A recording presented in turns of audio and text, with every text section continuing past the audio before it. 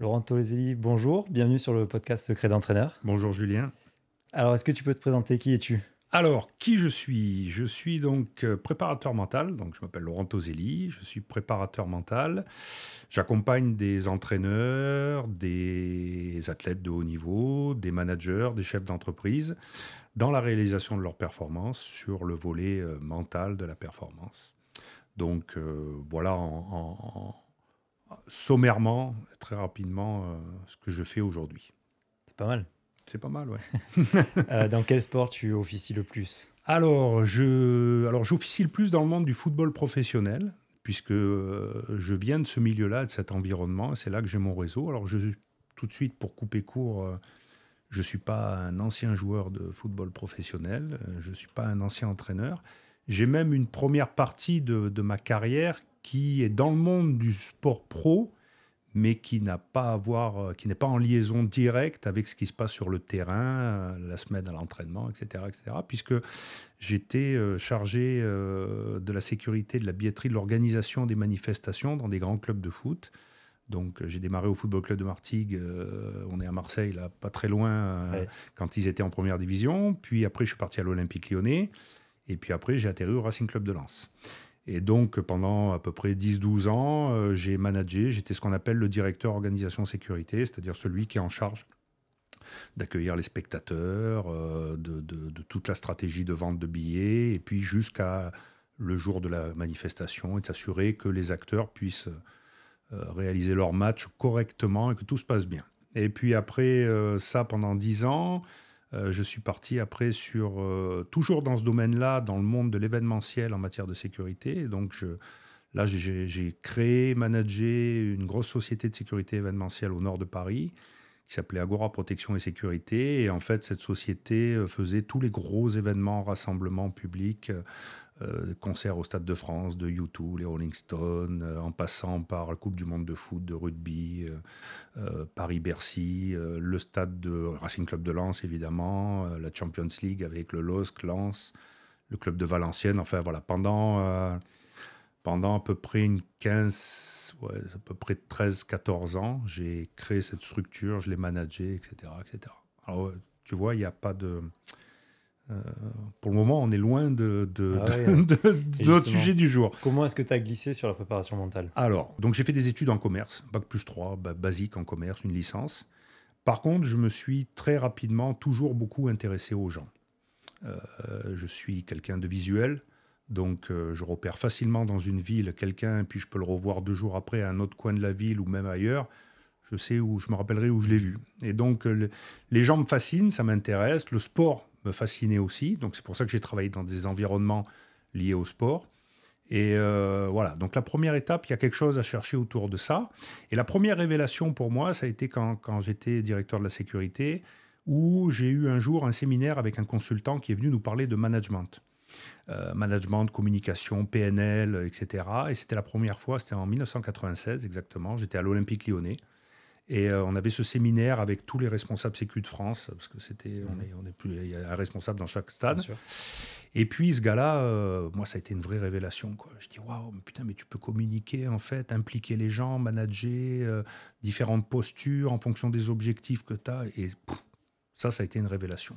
Donc j'ai plongé dedans. Ce monsieur s'appelait Philippe Poucteau. C'était un consultant, comme il y a plein de consultants, mais en 96, ça rentrait. Et là, ça a été la première révélation. J'ai dit, mince, dans ton métier, finalement, si tu veux être performant, il y a cet aspect-là qui est fondamental, parce que je manageais des équipes de 500 à 800 personnes sur des stades de foot, des concerts, des festivals, etc., avec des chaînes de commandement, des superviseurs, des chefs d'équipe, etc. Donc, tu as intérêt à préparer ton truc et à savoir emmener tes équipes, les impliquer Mm. pour les emmener vers le fait que on maîtrise la manifestation et qu'on ne soit pas débordé, quoi. Quand j'étais au Racing Club de Lens, j'ai connu une très belle période de 98 jusqu'à 2002 à peu près, où moi je suis arrivé juste après le titre de champion de France et où ils ont gagné l'année la Coupe de la Ligue, demi-finale de la Coupe d'Europe en UEFA, etc. Donc vraiment une belle période. Et puis après, il y a eu une descente un peu aux enfers, là, beaucoup de problématiques de gestion, de management du club, etc. Et donc j'ai vu le pire, quoi. 2, 3 descentes en Ligue 2, des entraîneurs qui sont pas du tout en phase, des joueurs qui se détachent du projet. Donc j'ai vu tout l'envers du décor quand ça fonctionne pas, quoi. Et ça m'a beaucoup intéressé. Et donc, j'avais mon bureau à côté de celui d'un monsieur qui s'appelait Marc Westerlop, qui était entraîneur, qui là, à l'époque était recruteur pour le Racing Club de Lens. C'est notamment lui qui a accompagné Didier Drogba dans sa jeunesse du côté de Lorient, je crois, un truc comme ça. Enfin, et Marc, on discutait beaucoup mental. Et il me parlait de Drogba, comment il était, comment il avait pris conscience à un moment des capacités qu'il avait, comment il avait basculé pour devenir le champion qu'il a été, merveilleux, que tout le monde connaît. Et ça n'a pas toujours été ça. Hein. Au début, il était un champion qui se cherchait un peu aussi, qui n'était pas forcément à l'heure à tous les entraînements, qui était jeune aussi, donc qui vivait son truc. Et on discutait beaucoup. Et un jour, Marc me dit, lis ce bouquin-là. Et il me donne un livre qui s'appelle Champion dans la tête, qui est écrit par un monsieur qui s'appelle François Ducasse. Et je découvre ce bouquin-là, je le lis, enfin je le dévore en fait, je ne le lis pas, je le lis en, je sais pas, en deux jours. Je dis waouh, ça c'est terrible ça, la préparation mentale, mais c'est ça quoi. Ce truc-là c'est extraordinaire. Et je prends mon téléphone et j'envoie un mail à François Ducasse et je dis voilà, j'ai lu votre bouquin, est-ce que je peux venir vous rencontrer? J'aimerais que vous m'expliquiez, vous me formiez à votre approche. Et il me répond. Il me dit, OK, venez à Paris, on se rencontre. Et on va, et il m'explique sa méthode, il m'explique son approche. Et donc, il m'a formé, il m'a donné des outils qui pratiquaient, etc. Et j'ai commencé. Donc, j'étais toujours dans la sécurité événementielle, je gérais ma société, mais je commence à faire des petits coups. Alors, je travaille avec un joueur par-ci, par-là, dans mon environnement, puis je fais une plaquette. Ça se monte comme ça jusqu'au jour où j'ai un coup de fil d'un directeur de club de foot en deuxième division de Brest qui m'appelle et qui me dit voilà, on est 19e du championnat sur 20 ou 18e, je ne sais plus, on est aux fraises, on n'y arrive plus. Est-ce que j'ai vu votre plaquette, c'est super bien fait. Franchement, pourquoi pas? Je dis écoutez, pas de souci. Je dis moi, elle me dit vous voyez les choses comment? Comment vous voyez ça? Je dis, écoutez, moi, il faut que je parle à votre entraîneur. Aujourd'hui, il faut que je discute. Il dit, vous voulez pas voir le groupe et tout? Je dis, non, moi, votre entraîneur. Vous, le président et votre entraîneur. C'est les trois personnes qui sont fondamentales. Donc, il appelle l'entraîneur, qui était Alex Dupont, qui est un entraîneur assez connu du foot, qui a été, je crois, vainqueur de la Coupe de France, Coupe de la Ligue, etc., qui a fait une belle carrière. Hein. Puis, un jour, il m'appelle. Il dit, voilà, je suis Alex Dupont, Bon, comment vous allez faire? Je dis, attendez. Moi, je voulais juste vous poser une question. Est-ce que vous pensez que votre équipe actuellement, avec le potentiel technique, physique et tactique qu'elle a, si on enlève tous les problèmes qu'elle a en ce moment, tout ce qui parasite, tout ce qui gêne, si on lui enlève ça, que demain matin on se réveille, il n'y a plus de problème, est-ce qu'elle a la capacité d'un point de vue purement du jeu, donc composante technique, tactique et physique, pour rester en première division? Il me dit, en seconde division. Il me dit, mais évidemment. Il dit, mais oui, 20 fois. Je dis, OK, on peut commencer quand vous voulez. Et puis je débarque à Brest 2 jours après, en milieu de semaine. Et donc je rencontre le président, je rencontre l'entraîneur, je rencontre le directeur. Et je leur dis, voilà, j'existe pas. Comme ça, on va pas faire. Parce que là, vous êtes parasités. Vous êtes parasités par pas de résultats, les joueurs, les agents, la presse, les supporters, l'environnement, la mairie. Comme tout le monde sent que ça sent mauvais, au lieu de recentrer les débats, tout le monde y va. Donc j'ai dit vraiment, ce qui est important, c'est de recentrer les choses. J'ai dit, Monsieur Dupont, vous êtes là pour créer une bulle avec vos joueurs, pour se recentrer sur la perf. Comment on fait pour être performant, pour redevenir performant?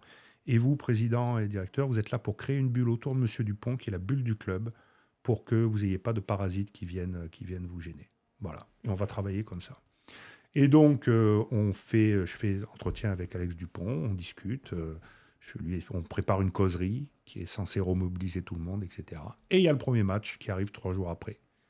Et il gagne 1-0. Le dimanche matin, le directeur m'appelle, dit bon, vous arrivez quand? Mardi, mercredi, pour la suite, on continue? Et c'est parti, quoi. Et il gagne 3 matchs d'affilée. Parce que quand ça va pas, il y a un truc qui est important. C'est quand tu as des situations comme ça, où c'est parasité, si tu viens rajouter encore quelque chose, si j'étais venu, que j'avais dit je rencontre les pros, qu'est-ce qu'ils vont faire les pros? Ils vont prendre leur portable. c'est un ancien pro, c'est pas un ancien pro. Déjà, c'était pas ancien pro, hop, 50%, ils te mettent de côté. Après, il y a son discours, pas son discours. Et en fait, le temps qui se pose ces questions-là, on va pas vers l'essentiel. Donc c'est pour ça que pour moi, c'était l'entraîneur qu'il fallait aller voir le premier. Parce que c'est lui. Et en plus, c'est lui, tu vas décrédibiliser l'entraîneur. Ça veut dire que demain, moi je suis entraîneur et il y a un mec, les gars, écoutez-le, lui, il va vous parler. Et grâce à lui, vous allez performer. Oui, ben toi, alors tu sers à quoi? Enfin, schématiquement, quoi. Hein. Et puis moi, on y reviendra peut-être plus tard, mais je suis convaincu que le premier préparateur mental, c'est l'entraîneur. C'est lui. C'est lui. Nous, on existe, tant mieux. Je veux dire, attention, je dénigre pas la profession. Hein, je veux dire, il faut qu'on existe aussi. Mais le boss, patron, celui qui...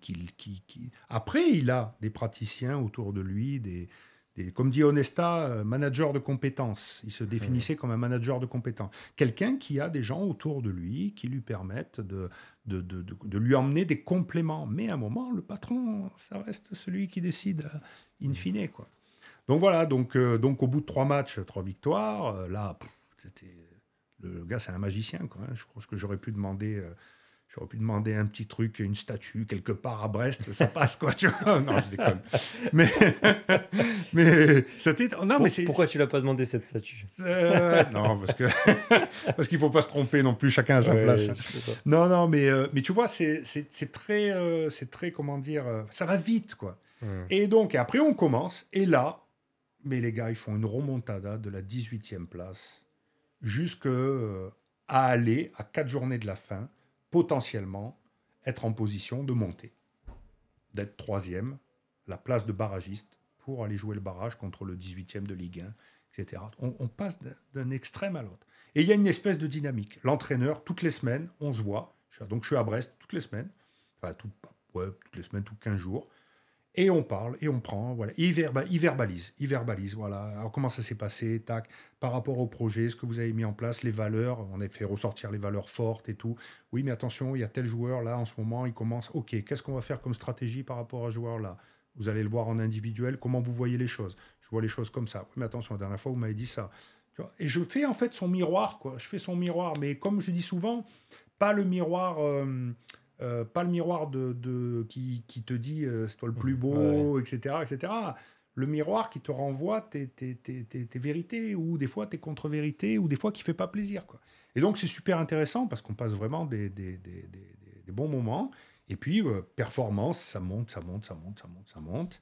Et la petite histoire, c'est qu'à l'époque, je suis encore à Lens, à Agora, et la filiale du Racing Club de Lens. Et la petite histoire, c'est que, alors maintenant je peux le dire parce qu'il y a prescription, c'est qu'ils arrivent pour jouer à Lens, l'avant-dernier match de la saison, et si Lens gagne, ils montent en Ligue 1. C'est Antoine Camboiré, l'entraîneur. Et il y a un plateau, il y a une scène qui a été montée au bord du terrain pour le groupe qui va venir jouer. Enfin, à Lens, tout le monde est persuadé que ça va monter. Et moi, je suis à Brest. Donc Alex Dupont me dit... Le traître. Ouais, tu vois, donc évidemment, je dis à personne, hein. Et dans mon double activité. Et donc, Alex Dupont me dit, mais il me dit, cette semaine, on ne fait pas de séance. Je dis, écoutez, d'abord, je pense que vous n'avez plus besoin de moi. Maintenant, c'est lancé, l'affaire. Et puis, deux,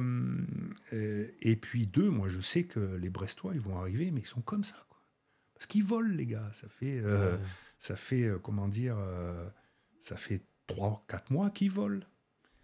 Et il se passe ce qui se passe, ils les battent 1-0. Donc hop, on replie la scène et tout. C'est pas la montée, c'est pas maintenant. Heureusement, ils montent sur la dernière journée de championnat en gagnant en Corse, à Ajaccio, je crois, ou un truc comme ça, et ils réussissent à monter. Parce que si jamais... Ça aurait fait de sacrées histoires. Ouais, enfin non, personne ne le savait. Hein. Non, personne ne l'a su, à part mon épouse qui était dans l'environnement, mais personne ne l'a su, quoi.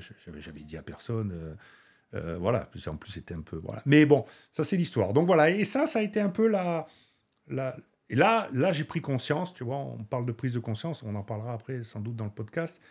Là, j'ai pris conscience, j'ai dit merde, ça fonctionne ce que tu fais, quoi. Finalement, Et justement, qu'est-ce que tu mettais en place concrètement avec l'entraîneur de Brest? Parce que j'ai l'impression un peu de ce que tu dis, c'était un mélange de préparation mentale et de management. Ouais. Donc, oui. Qu'est-ce que tu faisais Alors, il y avait un temps d'abord de verbalisation. C'est-à-dire que la première étape, c'était d'ouvrir les mots, la parole, de lui donner la parole et qu'il explique. les choses sur lesquelles il était content, les choses sur lesquelles il n'était pas Par rapport au content, groupe, etc. par rapport à... Oui, par rapport Ouais, au groupe, par rapport à ses joueurs d'accord. individuellement. On a fait un état des lieux au début. Hein. Un état des lieux au début, il m'a dit lui, il est bon, lui, il n'est pas bon. D'ailleurs, il avait un joueur que je ne citerai pas, il disait non, mais lui, c'est lui le problème. Sauf que ce joueur-là, à la fin de la saison, c'est lui qui était le meilleur et c'est lui qui a porté toute l'équipe. Et après, même s'il ne l'aimait pas, parce que je pense qu'il ne l'aimait pas, à la fin, il a dit quand même, ouais, je reconnais que... Donc non, il y avait un temps de verbalisation, c'est-à-dire de questionnement, d'écoute, pour... Il fallait comprendre son environnement, où il en était, qu'est-ce qui se passait, pourquoi ça ne marchait pas, qu'est-ce qui se passait pendant les matchs, lui, quel discours il avait, quelle posture il avait, etc. etc. Donc vraiment un Ok. premier temps où on se met vraiment à l'écoute. Moi d'ailleurs, aujourd'hui en prépa mentale, c'est ce que je fais. C'est-à-dire que la première phase, c'est une phase en sophrologie, parce que je fais de la sophrologie, mais on en parlera plus, on appelle ça l'anamnèse, c'est-à-dire que c'est une phase de découverte de la personne que tu as en face de toi. Mais pas uniquement de découverte sur j'ai pas confiance en moi dans tel domaine. Oui, ça c'est ce pourquoi je viens. Mais après, comment ça se passe concrètement? Si c'est pour un athlète, par exemple, c'est comment tu vis, comment tu manges, comment tu dors, quelles sont tes relations en dehors, tes relations dedans, tes points forts, Mhm. tes axes d'amélioration, etc., etc. On essaye il faut comprendre l'individu, parce que des fois, on peut venir pour une problématique, et puis finalement, on met à jour quelque chose après en discutant comment dire, qui est beaucoup plus fort et qui est la vraie raison pour laquelle on vient. Ouais, je vois ce que tu veux dire. Ah oui, parce qu'il faut bien se dire que on se raconte tous des histoires, hein. Tous les êtres humains. On a cette capacité à se dire non, mais moi, bon, j'ai un gros problème de confiance en moi. Et puis, quand on gratte un peu derrière, eh ben, finalement, c'est peut-être pas tant un problème de confiance en soi, c'est peut-être un problème de concentration, c'est peut-être autre chose. Bah, donc, encore une fois, on vient avec ce qu'on veut bien donner, mais peut-être que c'est pas exactement ce pour quoi on pense être là. Donc, voilà, première étape, verbalisation. Euh, Après, deuxième étape, ça a été. Après, là, oui, j'ai plus fait rentrer un aspect managérial où, en fait, quand il m'a verbalisé tout ce qu'il avait à me dire sur son groupe, j'ai compris que, grosso modo, il avait un peu lâché la barre du navire, quoi. Donc, en fait, je lui ai fait prendre conscience qu'il fallait la reprendre. Et pour la reprendre, là, on est allé sur des techniques de management. C'est-à-dire de dire, on va prendre un temps où vous allez d'abord faire verbaliser vos joueurs. Il faut qu'ils parlent en groupe, que chacun explique, comment dire, quels sont les ingrédients dont on a besoin pour remonter, quelles sont nos valeurs, les choses. Voilà. Donc, vous allez les laisser s'exprimer. Vous aurez préparé les 2, 3 valeurs fondamentales que vous connaissez, dans lesquelles les joueurs vont se retrouver. Mais vous les aurez préparées, et quand ils auront fini de verbaliser, vous allez sortir ces 2, 3 valeurs-là. Et puis après, on va prendre un engagement tous ensemble, c'est de dire si on respecte ces valeurs-là et qu'on met en place des choses concrètes quotidiennement, eh ben, on a un maximum de chances de pouvoir de nouveau performer. Donc là, on était vraiment plus sur un aspect managérial des choses, c'est-à-dire d'essayer de à nouveau réimpliquer tout le monde dans un objectif commun, et l'objectif commun était de se maintenir. Donc, on est allé au-delà, parce que de se maintenir, on est allé presque jusqu'à peut-être pouvoir remonter. Ça s'est joué à 2, 3 journées de la fin, voilà. Donc, mais il y avait vraiment ces 2 étapes-là. J'ai pas véritablement utilisé de techniques de prépa mentale autres comment dire, que simplement pouvoir verbaliser les choses et pouvoir comment dire, après les retranscrire aux joueurs d'un point de vue managérial. Tu Et tu vois? as mis en place une phase d'écoute. Et Ouais, après, bah, ce que tu disais, définition d'un plan par rapport à un voilà, voilà. objectif. Mais j'ai pas eu besoin de travailler l'ancrage avec le coach, tu vois, sur Bien quelque sûr. chose de. J'ai pas eu besoin de définir un objectif. L'objectif, il était, tu vois, voilà. Donc, sur une séance classique de prépa mentale avec un athlète, par exemple, où on va travailler peut-être sur une définition d'objectif, où on va travailler sur un problème de confiance, où on va travailler sur une modification du discours interne, tu vois, changer un discours négatif en un discours positif, comme je peux le faire avec des athlètes. Là, on était sur une phase de verbalisation et de conscientisation des choses.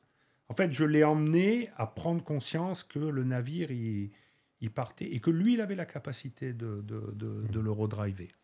Et après, donc, il y a eu cette première réunion où on a défini un truc ensemble. Il l'a fait à sa sauce. Il n'a pas fait exactement ce qu'on avait prévu, mais derrière, il y a eu le résultat. Et de là est parti. Voilà. Et après, on faisait des entretiens qui étaient des entretiens où je sais qu'on avait eu une espèce de fil rouge. Comme les gars étaient accrochés à ce fil rouge, à cette histoire de navire, oui, c'était ça, je me rappelle. Ouais. Le fil rouge, c'était le navire. Et je disais, bon, ben voilà, on a passé 3 matchs. Il va falloir féliciter l'équipage pour parce qu'on a pris 3 belles tempêtes. Et ça a tenu. Toutes les réparations que vous avez faites, toute la manière dont vous avez impliqué les joueurs, ça a tenu. Donc, il faut les féliciter là. Mais par contre, j'ai dit, maintenant qu'ils savent qu'ils sont capables de naviguer dans la tempête, il va falloir leur faire comprendre que la navigation qui arrive, c'est beau temps, vent de, je suis pas marin, mais vent de dos, et on y va, on trace. Donc après, ils se sont transformés en mecs qui ont peur de réussir, ou peut-être qu'ils se disent, ah putain, il y a une probabilité entre on se gaufre à nouveau et qu'on continue de descendre. D'un coup, ils sont devenus des marins de plus en plus aguerris.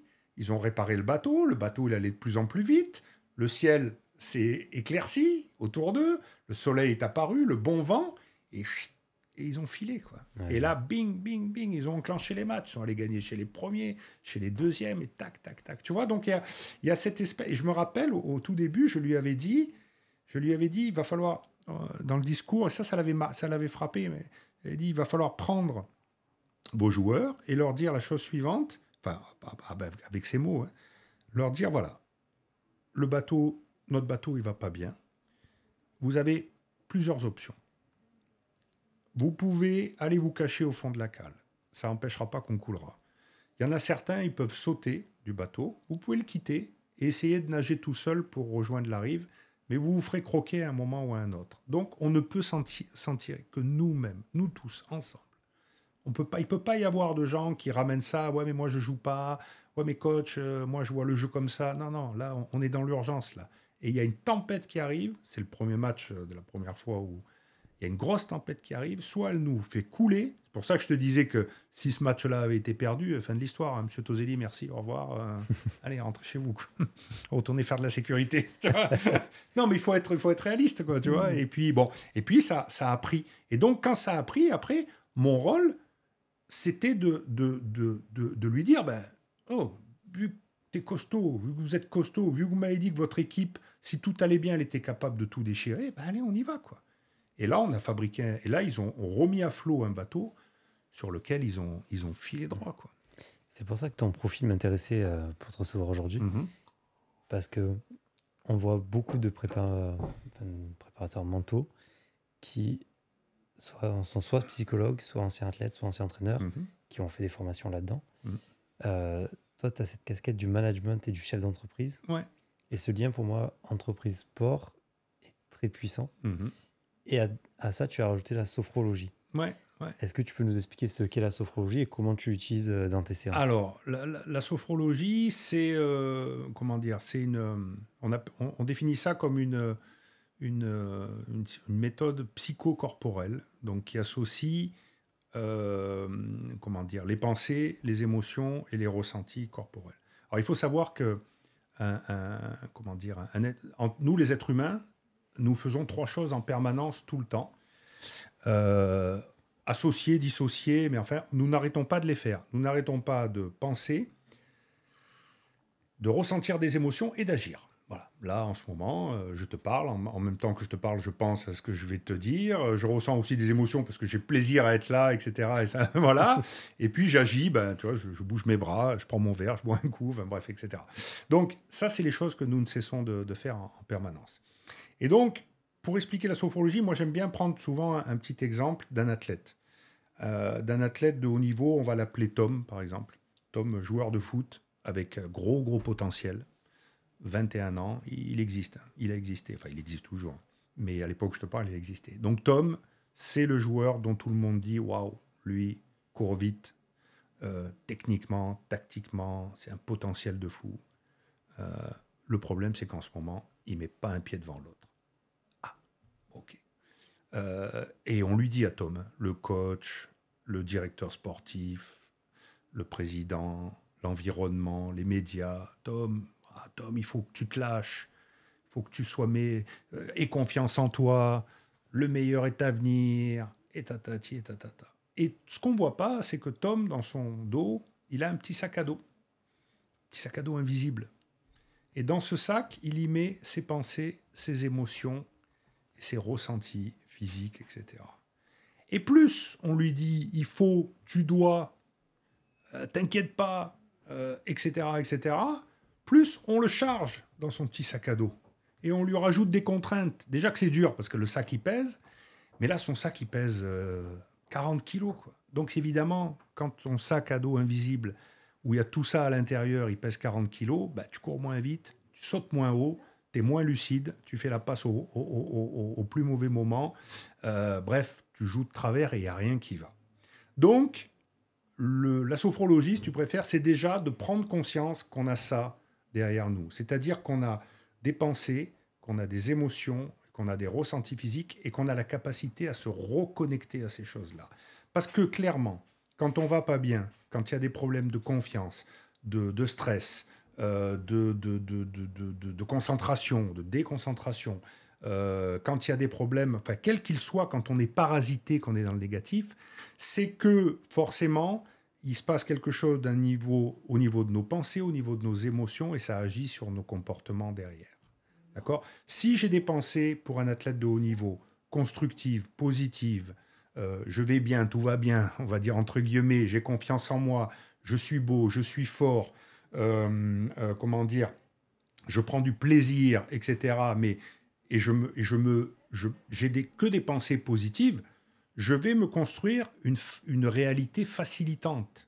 A contrario, si je n'ai que des pensées négatives, je doute, je me dis, ouais, mais est-ce que je vais y arriver? Est-ce que je vais pas y arriver? Lui, il est meilleur que moi. Et puis, oh, mais cette équipe-là, ils sont trop costauds, etc. Je crée des pensées négatives et je crée une réalité limitante. Donc ça, c'est la première étape. Après, on va vers les émotions. Évidemment, quand j'ai des pensées négatives, ce que je ressens, c'est de la peur, de la colère, de la crainte, etc. Donc forcément, in fine, quand j'arrive à la performance physique, eh ben, je le disais tout à l'heure, je cours moins vite, je saute moins haut, je suis moins lucide, je suis pas bon, je m'énerve, je mets le gros tacle qu'il faut pas, qui me fait sortir du jeu alors que mon équipe a besoin de moi, etc., etc. Et il y a des exemples célèbres là-dessus, mais on va pas en parler.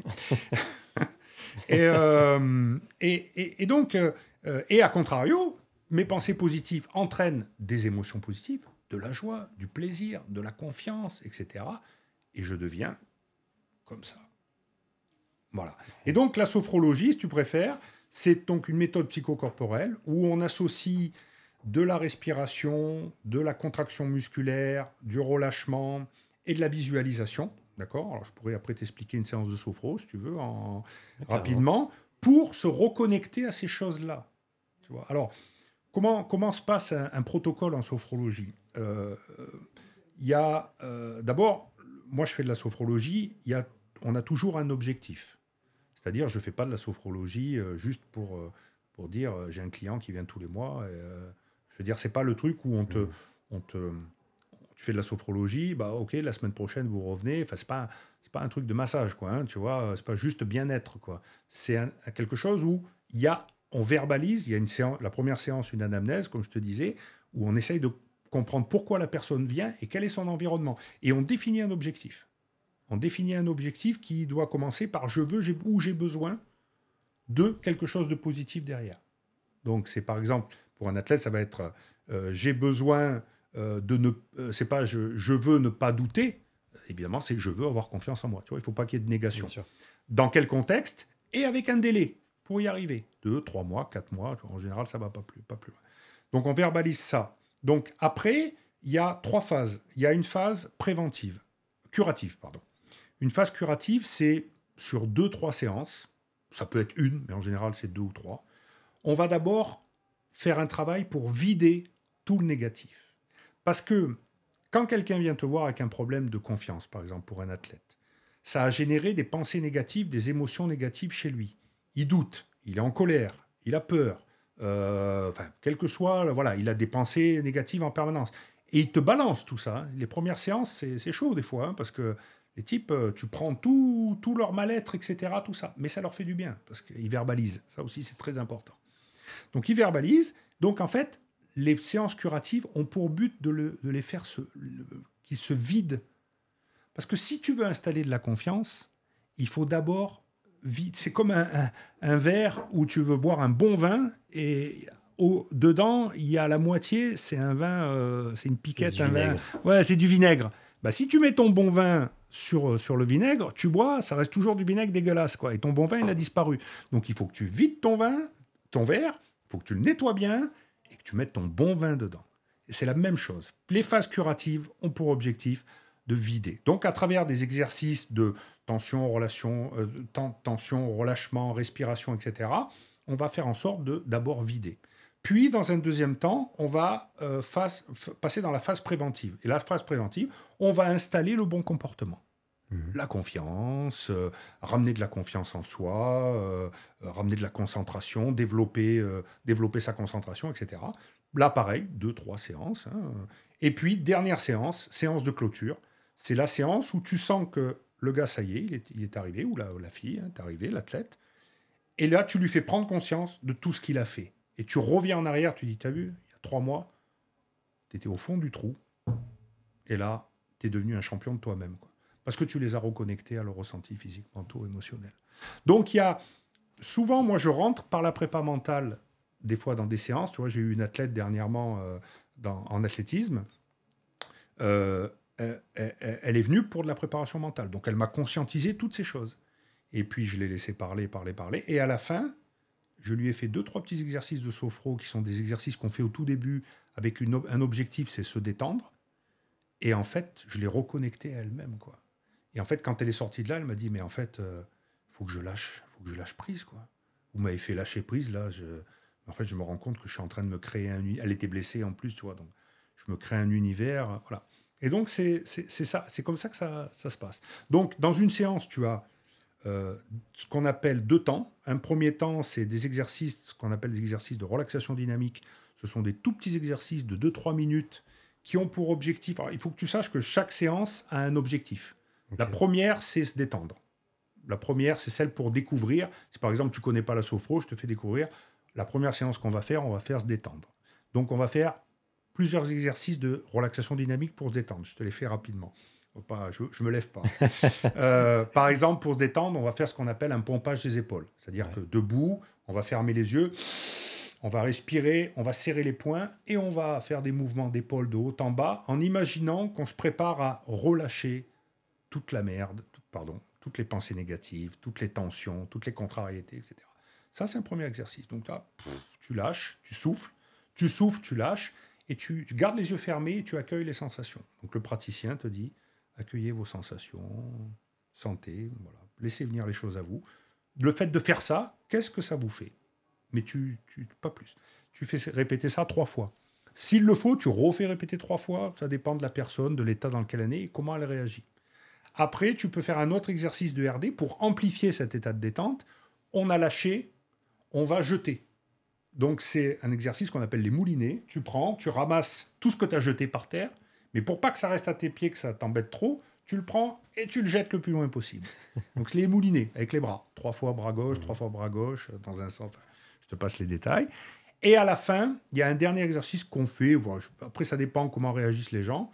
C'est, on efface, ça on appelle les éventails, on appelle ça. Toujours les yeux fermés, respiration, toujours respiration contrôlée. Hein, c'est-à-dire, je bloque et j'efface, je relâche. Voilà. Donc, ces exercices de RD ont pour objectif de préparer la visualisation. C'est-à-dire, on commence à se détendre. Alors là, c'est très marrant parce que il y a une période où, quand tu as fait tous les exercices, les RD, les relaxations dynamiques et la visualisation, on a une personne, on débrief pendant 5-10 minutes. Mmh.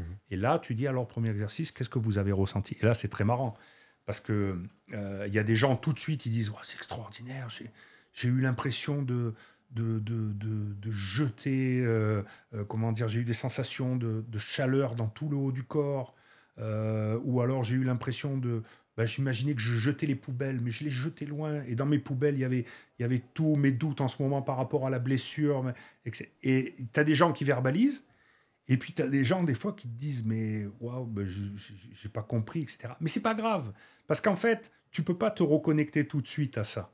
C'est-à-dire que des fois, il va te falloir 2-3 séances pour que la personne vraiment comprenne. Parce qu'il y a des gens, ils sont tellement en prise avec la conscience que le fait de dire « je fais ça », mais qu'est-ce qu'il fait ce clown là? C'est quoi ça? C'est débile. Alors il se voit en faisant ça, donc il se conscientise en se disant « hé, regarde, tu fais ça ». Et donc évidemment, il se marre parce que tu les vois. Moi, je garde les yeux ouverts pour avoir un œil bienveillant sur eux.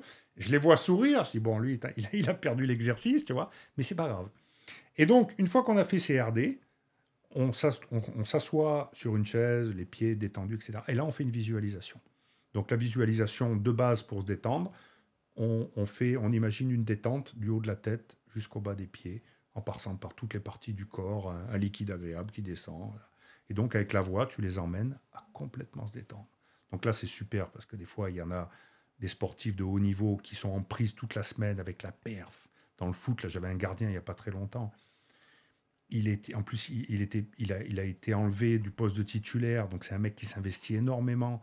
Et le nouvel entraîneur qui est arrivé a dit non, c'est pas lui le titulaire, c'est un autre. Et il est même pas sur la feuille de match parce que l'entraîneur ne veut pas deux gardiens, il s'en fout, il préfère avoir un joueur. Donc le type, il est tombé d'une montagne, quoi. Et moi, je l'ai récupéré en séance de prépa mentale juste après ça. Et à un moment, je l'ai fait verbaliser et tout. J'ai dit non, mais là, il faut qu'on fasse un peu de sophro, on va se détendre. Et comme il avait déjà un peu fait que ça lui avait plu, je lui ai fait une séance. Et on a fait une sophro de base de se détendre. Et il s'est endormi, quoi. J'ai mis 3-4 minutes à le réveiller, quoi. Et quand je l'ai réveillé, j'avais un autre gars. En fait, il était tellement en prise avec sa conscience, sa colère, sa boule au ventre, tout ce qu'il avait fait, ça s'effondrait, etc., tout ça, que si tu fais une séance de prépa mentale classique là-dessus, qu'est-ce que tu vas lui dire? Ah, mais aie confiance, t'inquiète pas, ça va venir, le meilleur est pour demain, ils ont tous connu ça, les plus grands ont été mis sur le côté, mais un jour ils sont revenus, ils sont plus forts, ouais, mais non, le type il t'entend pas, quoi, il est là, il en peut plus, il est rouge, tu vois. Et là, donc j'ai dit, waouh, on va passer sur la sophro, et il s'est endormi, quoi. Et quand il s'est réveillé, il me dit, mais qu'est-ce que tu m'as fait? C'est un truc de fou. Et je le sentais apaisé, tout ça. Je dis, bon, maintenant, si tu veux, on va arrêter la séance là pour aujourd'hui. Et dans la semaine prochaine, on se revoit, on fait une nouvelle séance. Et là, on peut continuer, on peut commencer à parler de choses, tu vois. Donc, voilà. Donc, pour te dire, la visualisation, après, c'est la grosse partie. Ou après, tu vas mettre aussi d'autres choses. Alors, il y a des visualisations, par exemple, où tu vas travailler sur un geste technique. On peut très bien, par exemple, apprendre à un joueur à visualiser un geste technique. Le cerveau répète comment dire, évidemment ce qu'il voit, mais aussi des fois, on peut lui faire répéter un geste et faciliter l'apprentissage. Tu vois. Donc, à travers la visualisation, on va faire ça. On va faire des visualisations pour reprendre confiance en soi ou pour développer sa confiance en soi. On va faire revivre à la personne un moment de sa vie où elle a performé. En fait, qu'est-ce que tu fais? Quand un athlète vient te voir, ou un entraîneur, enfin, quand il y a problème, je parle quand il y a problème, qu'est-ce qui se passe? On a un voile devant. On ne sait plus qu'on a été bon. Non, il y a problème. On oublie qu'on a fait des bonnes choses, etc. Donc, le rôle de la sophro, ou de la prépa mentale et de la sophro en complément, c'est un moment de dire hey, tu as la capacité à te reconnecter. Ce qui est passé, on va le mettre de côté. Et tu as la capacité à aller chercher un souvenir que tu avais avant, à le faire, à le visualiser et à prendre conscience que ce que tu as fait il y a 1 mois ou 6 mois, tu es capable de le refaire. Parce que quand c'est compliqué, quand c'est tendu, on a un voile, on est perdu, on est parasité. Tu vois. Donc si tu n'apprends pas à prendre du recul, à te calmer, à te poser, etc. Voilà. Donc c'est un peu, avec la sophrologie, tu vas un peu plus loin dans la capacité de connexion, tu vois, et pareil, à reprendre le contrôle. Et te reconnecter au moment présent et enlever l'imaginaire potentiellement négatif. Complètement. Et puis remettre un discours, remettre quelque chose de positif. J'ai eu une fois une expérience avec un jeune joueur. jeune joueur de très bon niveau, centre de formation dans le football, etc. Il vient me voir, il fait une séance. Ses parents me disent, voilà, il n'a pas confiance en lui dans le football, sur les gros matchs, bon, du classique, hein, très bon sur tous les petits matchs, très difficile sur les gros matchs. Ok, je dis pas de problème. Bon, puis il y a l'école aussi, l'école manque de confiance aussi. Ok, bon. Donc je fais une première séance. Alors je fais une anamnèse. Alors comment ça va? Comment ça se passe? Ouais, c'est quoi cette confiance? Bah ouais, quand il y a les gros matchs, je doute, je suis moins performant, je perds mes moyens. Bon, il m'explique tout. Ok, après je pars sur d'autres choses. Je dis comment sommeil, tu dors bien? Ouais, ça va. Douleur, tu as des douleurs peu spécifiques? Non, non, pas de douleur. Ok, alimentation, comment ça se passe? On parle sur, tu vois, on part sur tous les trucs. Je lui fais verbaliser tout ça. Et puis, un moment, on arrive sur l'objectif. Qu'est-ce que tu veux? Bah, je veux avoir confiance en moi dans les matchs importants. Voilà, je me donne 2 mois pour y arriver. Ok, très bien. Et je dis, alors, quand tu as fait ça, quand tu fais définir un objectif, tu les amènes à aller chercher une ressource pour commencer à travailler sur l'objectif. Donc je lui dis, est-ce qu'il t'est déjà arrivé, est-ce que tu as connu une situation où dans un gros match, tu étais en pleine confiance? Elle me dit oui. Il y a 5 mois en arrière, on a joué contre telle équipe, grosse équipe du championnat, première du... Et puis j'ai fait un match extraordinaire. Je dis, ouais, explique-moi comment c'était. La veille, qu'est-ce que tu as fait? Ah, ben la veille, j'ai fait ça, tac, tac, tac. Voilà, j'ai préparé mon sac. Le matin, je pris tel petit déjeuner, truc. Puis après, je sais plus, il me verbalise 2, 3 petites choses. Mais c'est un jeune, hein, donc il a pas on n'est pas encore sur une routine de sportif de très, très haut niveau. Mais c'est un jeune qui est en construction. Je dis, OK, donc il m'explique tout. Je dis, OK. Et je dis, mais qu'est-ce que... Et là... Le fait de m'expliquer tout ça, je sens que plus il m'en parle, plus à la fin, je regarde, je dis, ben alors, qu'est-ce qu'on fait? Il me dit, je peux essayer de remettre en place ça pour le coup prochain, si tu veux. Ouais, c'est créer une forme d'ancrage et de rituel. Exactement. Qui permettent de mettre dans une bonne condition. Ouais, je l'ai fait se reconnecter à quelque chose qu'il avait vécu. Et en fait, comme il était parasité, il ne voyait pas. Il était enfermé dans ça. Donc en plus, s'il avait un entraîneur, je pense c'était le style, qui lui disait « Mais non, vas-y, aie confiance », c'est tous les trucs bateaux qu'on dit, là, tu vois. « Aie confiance, ça va aller, t'inquiète. » Ou alors, tu sais, comment dire, si t'as pas confiance, tu n'y arriveras jamais. Tu vois. Bon, ok, super. Ça fonctionne, quoi, tu vois. Et donc, voilà, il s'est reconnecté, il a pris conscience. La petite histoire, c'est que je le revois en deuxième séance, et on a travaillé sur l'angoisse à l'école, parce qu'en fait, c'était l'angoisse à l'école qui était plus forte. Et le foot, c'était réglé. Le match d'après, c'était réglé. Il y avait un match contre une grosse équipe, et on n'a plus jamais parlé de foot. Et après, je l'ai accompagné un peu sur l'école, et puis on a fait 5 séances, et puis après, c'était terminé. Tu vois? Donc, c'était cette notion de... Moi, j'aime bien cette notion de reconnexion. Et la sophrologie m'aide aussi à ça. C'est-à-dire qu'à un moment, il y a 2 aspects dans une séance de prépa mentale. Il y a un aspect où tu conscientises les choses, on met des mots sur les choses, on peut utiliser des techniques, définition d'objectifs et tout, mais tu peux pas dire... Quelqu'un qui vient, qui dit « j'ai un problème de confiance », tu vas pas dire « bon, on va prendre tel outil, parce que c'est tel outil pour la confiance ». Il faut d'abord verbaliser pour voir comment elle se caractérise, cette chose-là. Qu'est-ce qu'il y a derrière et qu'est-ce qu'il y a dans le sac à dos, comme tu disais tout à l'heure. Exactement. Qu'est-ce qu'il y a dans le sac à dos? C'est quoi les émotions? C'est quoi? Tu vois, donc ça va plus loin. Donc il y a une partie consciente et il y a une partie où il faut travailler sur l'inconscient. En sophrologie, on dit souvent, quand les gens ils sont entre l'état de conscience et de sommeil. Il y a un état là qu'on l'appelle l'état sophroliminal. C'est là où on parle à l'inconscient. C'est là où on reconnecte. C'est une forme d'hypnose. Oui. Okay. D'ailleurs, c'est très lié à l'hypnose et c'est peut-être l'objet de mes futures formations aussi. Tu vois, je réfléchis, j'essaye de me former en permanence. Et je pense que j'irai faire un tour du côté de l'hypnose. Ouais. Je te donnerai des bonnes adresses. Ça va, volontiers. Ouais. Jonathan, si tu nous écoutes. Quelle est la limite entre ta prise en charge en sophrologie et la psychologie traditionnelle?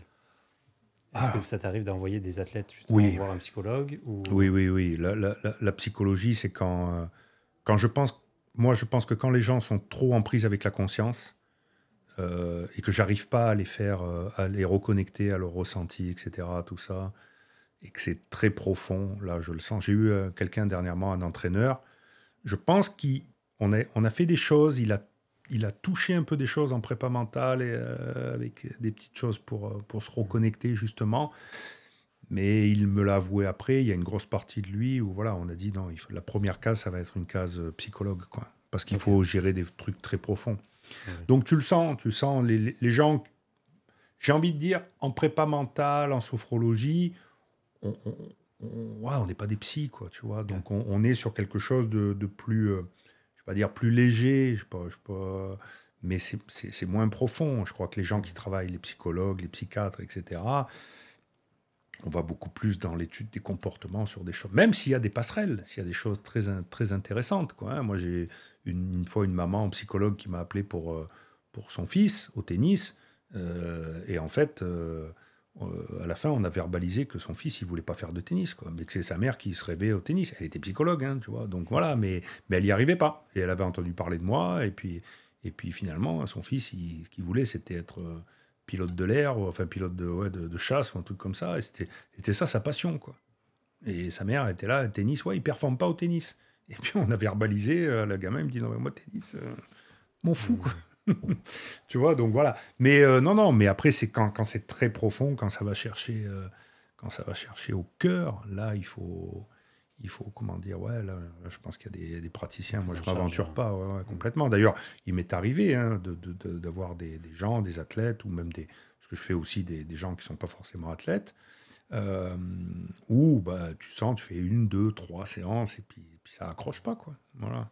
Et tu parlais aussi que tu prenais en charge des entraîneurs. Oui.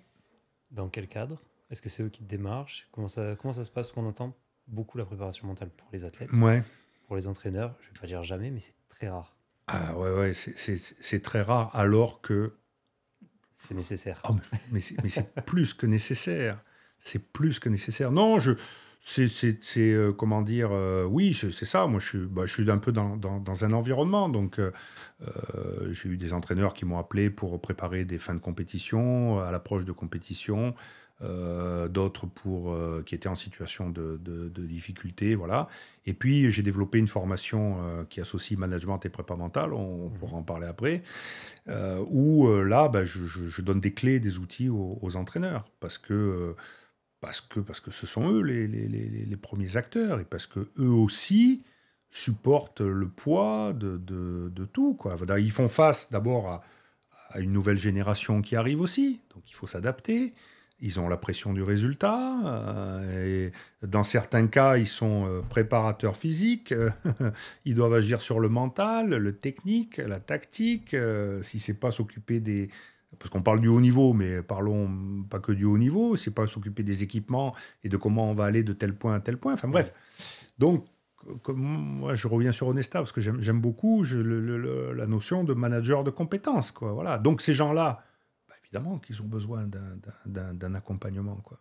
De pouvoir eux aussi verbaliser des choses, de pouvoir se dire, bah, finalement, peut-être que là, j'ai pris cette option-là, mais peut-être qu'il y a d'autres options autour de moi.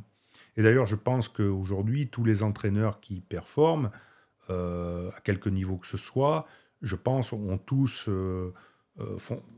tous chercher dans ce domaine-là. Alors, je ne dis pas qu'ils ont tous un préparateur mental, mais ce que je veux dire, c'est que soit ils ont lu des bouquins, soit ils ont été formés, soit ils ont une personne ressource qui est manager dans une entreprise, qui maîtrise la PNL, et puis hop, ils le font intervenir pour eux, etc. Ouais, d'ailleurs, je crois qu'il y a beaucoup d'entraîneurs qui en parlent, qui disent que Mourinho avait un mentor dans une université en psychologie, je crois, au Portugal. Claude Onesta, dans son livre, en parlait. Je crois qu'il a une personne référence aussi en matière de développement personnel, de management ou de PNL. Enfin, mais il y a quelqu'un qui a compté pour lui et qui l'a aidé, qui lui a donné des clés. On a tous des mentors et des référents, quoi, voilà. Donc évidemment, l'entraîneur, il a besoin de verbaliser. Lui aussi, il se peut qu'il n'ait pas confiance. Lui aussi, il se peut qu'il soit en colère. Lui aussi, il se peut que, il n'arrive pas à faire passer ses messages.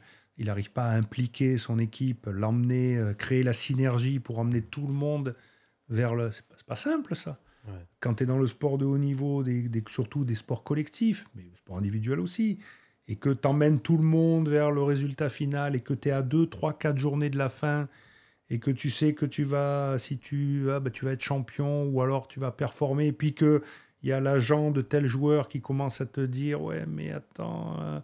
ou qu'il y a tel joueur qui fait un peu la gueule parce qu'il pensait qu'il jouerait plus, etc. » Et... Ça dépasse le cadre de la performance sportive et on est vraiment dans le monde pro et la gestion de carrière. Ouais, c'est ça. Puis après, donc il y a tout ça qui vient se mettre. Il y a le joueur, son environnement, le club. Je veux dire, il y a la peur d'y arriver aussi. Pourquoi Naples, qui vient d'être champion il n'y a pas très longtemps, a mis 2-3 matchs à être champion là, sur la fin, parce qu'il y a eu une forme de doute qui s'est installée. Ça, tu l'expliques comment? Si tu l'expliques. Alors, je l'explique comment? Je pense que je l'explique dans l'aspect conscientisation des choses. C'est-à-dire qu'au début, Naples, j'aime bien cette équipe, pour ça que j'en parle, je regardais de l'extérieur. Tu prends au début, ils créent une alchimie. Bon, d'abord, ça fait 2-3 ans qu'ils ont créé une espèce d'alchimie, là. Et puis cette année, ils font un truc, mais de fou, quoi. Ils ont 20 points d'avance, etc. Donc, il y a une partie où ils sont comme ça, il ne peut rien leur arriver. Ils conscientisent rien. Et puis à un moment, parce que je pense que c'est l'humain, il y a quelque chose qui arrive qui dit « Hey, et si jamais ça ne marchait pas? Et si à 8 journées de la fin, tu perdais tous tes matchs ?» Et je pense que c'est normal que ça arrive. Je pense que c'est pour les tennisman, c'est pareil. Pourquoi il y a des tennisman qui, à un moment, ont la balle de match, 1, 2, 3... Et on les voit ruminer. Et oui, parce que aussi, qu'est-ce qui se passe? C'est que on rumine, et puis peut-être que des fois, il y a une partie de soi. François l'expliquait bien, ça, François Ducasse. Il y a une partie de soi qui est liée à son histoire, sa culture, où il y a une espèce de personnage, là, qu'on appelle le maître. Je te parlerai de maître et d'artiste après tout à l'heure, si tu veux. C'était les trucs de François, ça, c'était bien. Il y a une espèce de maître qui arrive, qui dit, mais c'est pas possible que tu gagnes, toi. C'est pas possible que tu gagnes un grand chelem. Tu vas pas y arriver. Et ça, selon l'histoire du gars, selon ce qu'on lui a raconté, tu vois. Donc, si t'as pas tout un tas de techniques pour te cloisonner, pour ancrer quelque chose de positif, pour mettre ton cerveau en pause, et je pense que c'est la conscience qui revient. La conscience, avec le fait de dire ça fait 40 ans qu'on n'a pas gagné. Ben, je pense qu'il y a un moment où tu sens que tu vas gagner, mais il y a toujours quelqu'un qui revient qui va te dire mais non, mais c'est pas possible, ça fait 40 ans, tu vas tomber là, juste à la fin, tu vas tomber.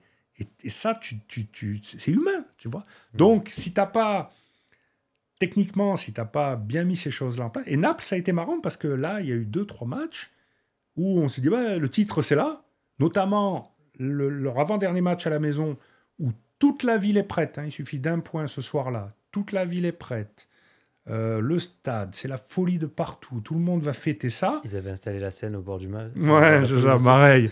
Ils marquent le premier but, et ils prennent un but, et c'est match nul. Et ça suffisait pas un point, c'est ça. Ça suffisait pas un point à ce moment-là, sur ce match-là. Et voilà. Et c'est reporté au match d'après. Et là, il leur suffisait d'un point, ils l'ont pris, bon, ça s'est fait, etc.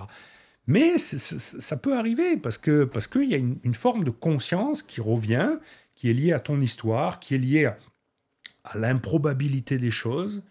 Parce que quand tu écoutes les mecs qui réalisent des perfs incroyables, qu'est-ce qu'ils disent? Ils disent « Oh putain, mais si en début de saison on m'avait dit ça, mais jamais de la vie j'aurais pensé qu'on allait être champion. » L'équipe du Danemark, c'est vieux ça, hein, mais bon, j'aime bien cette histoire qui, à l'Euro 86 ou 92, je crois, un truc comme ça, bénéficie du fait que la Yougoslavie est exclue à cause de la guerre en Yougoslavie d'une wild card, la fin d'un truc pour les remplacer. Les types, ils sont en vacances. Le sélectionneur, il rappelle tout le monde.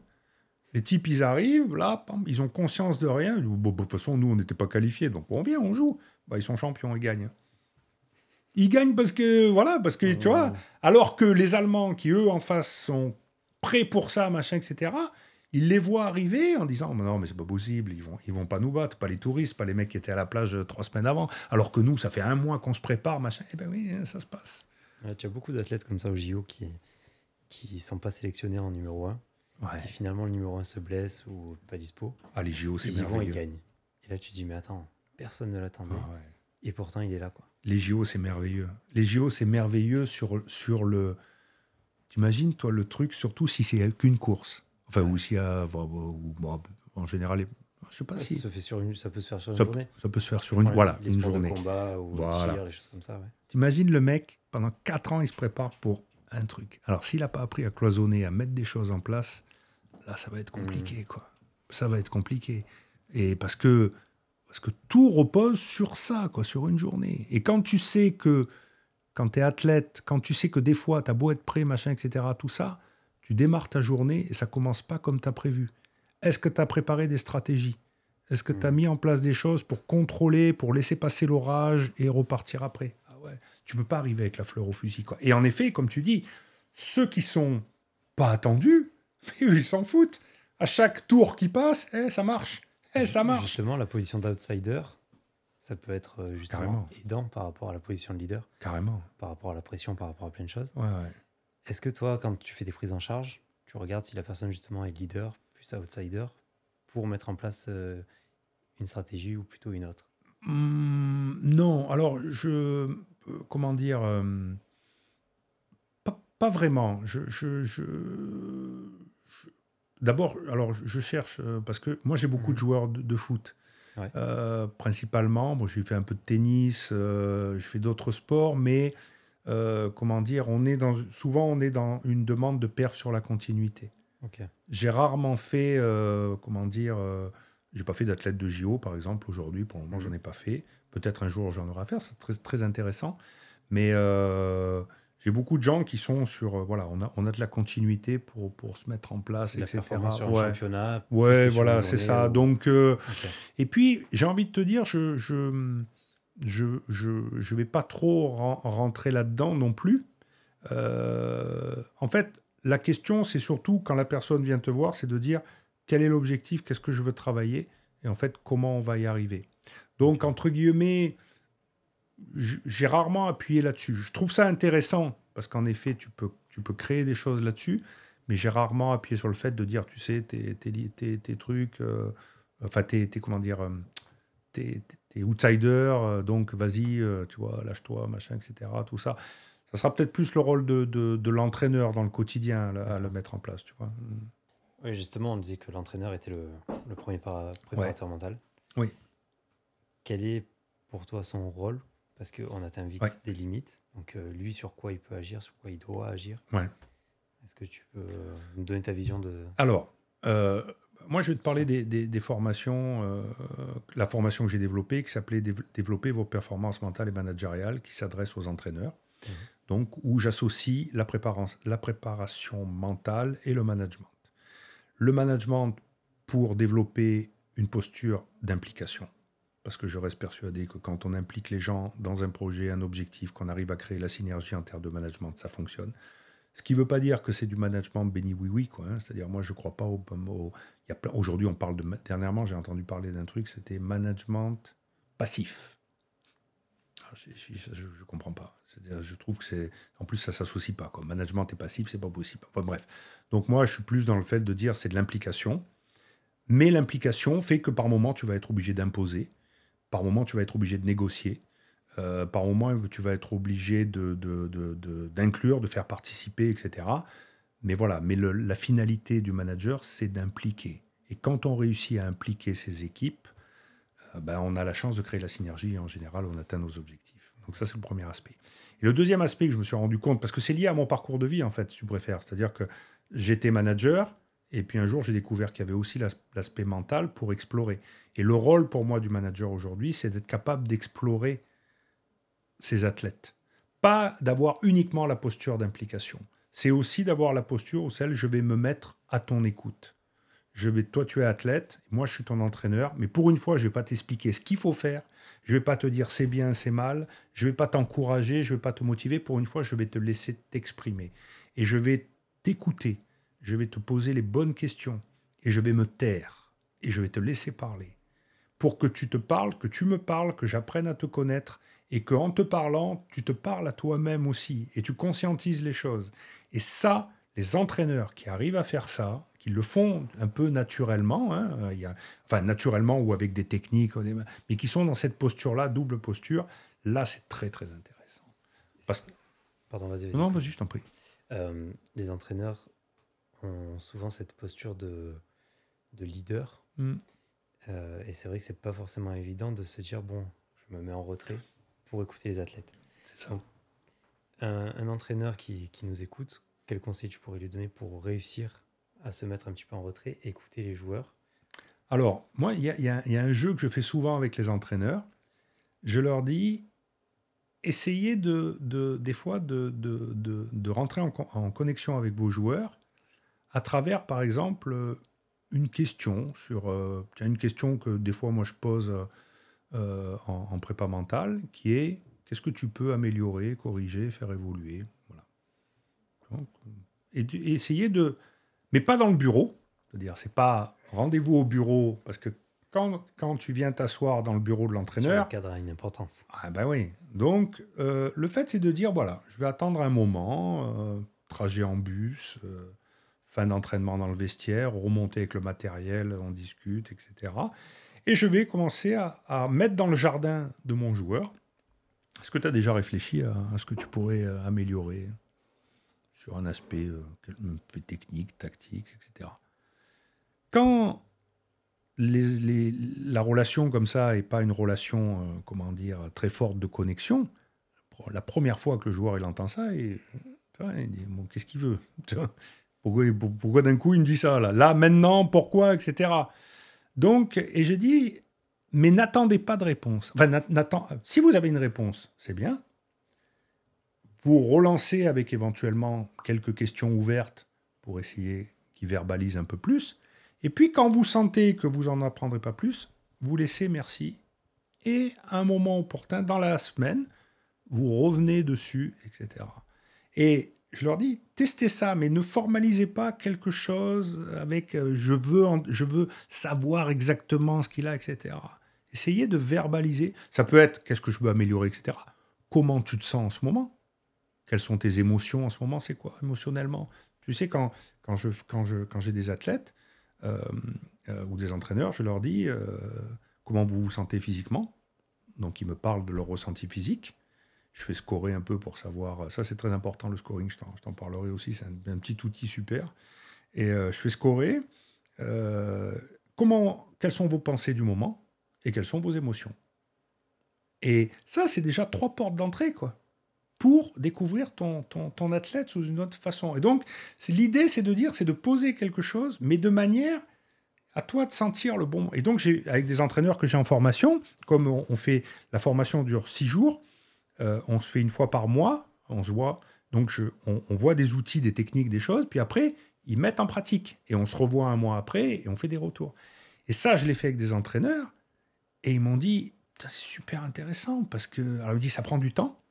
Je dis, oui, c'est pas que ça prend du temps, c'est qu'on n'est pas habitué. Vous n'êtes pas habitué. Vous êtes l'entraîneur, c'est cadré. Hop, on arrive, on fait ça. L'objectif de la séance, c'est ça. Tac, tac. Il y a un problème, il faut qu'il résolve la solution. Tac, tac. Mais est-ce que tu as pris le temps de changer ta posture et de prendre... Et ceux qui le font, ils disent, putain, il y a 2 choses qui m'ont marqué. C'est de dire, bon, ça prend du temps, mais là, les 2 autres choses, c'est...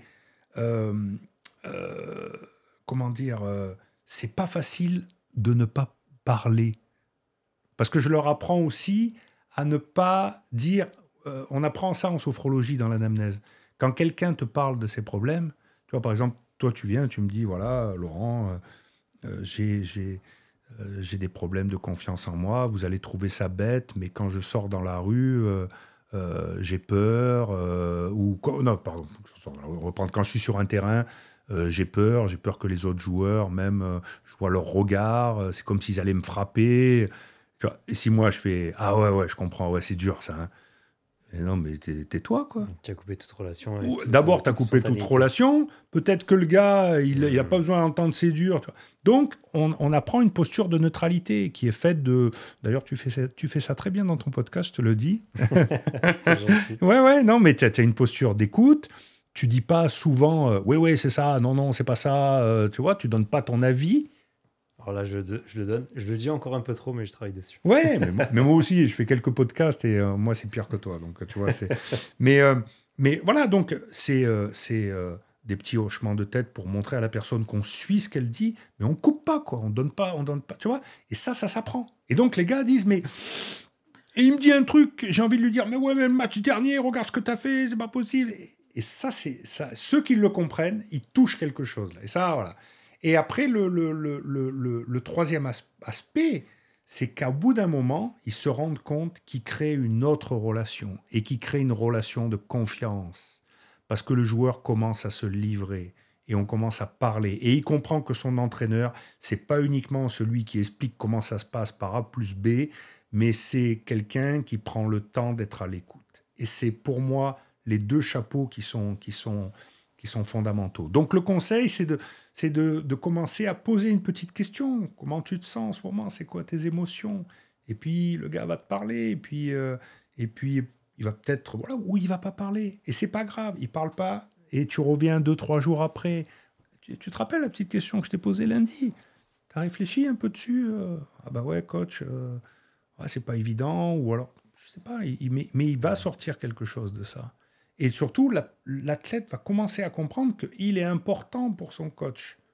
Tu vois? Donc ça, c'est du boulot. Ça, c'est du boulot sur soi. Mais c'est tout l'intérêt de cet aspect-là, quoi.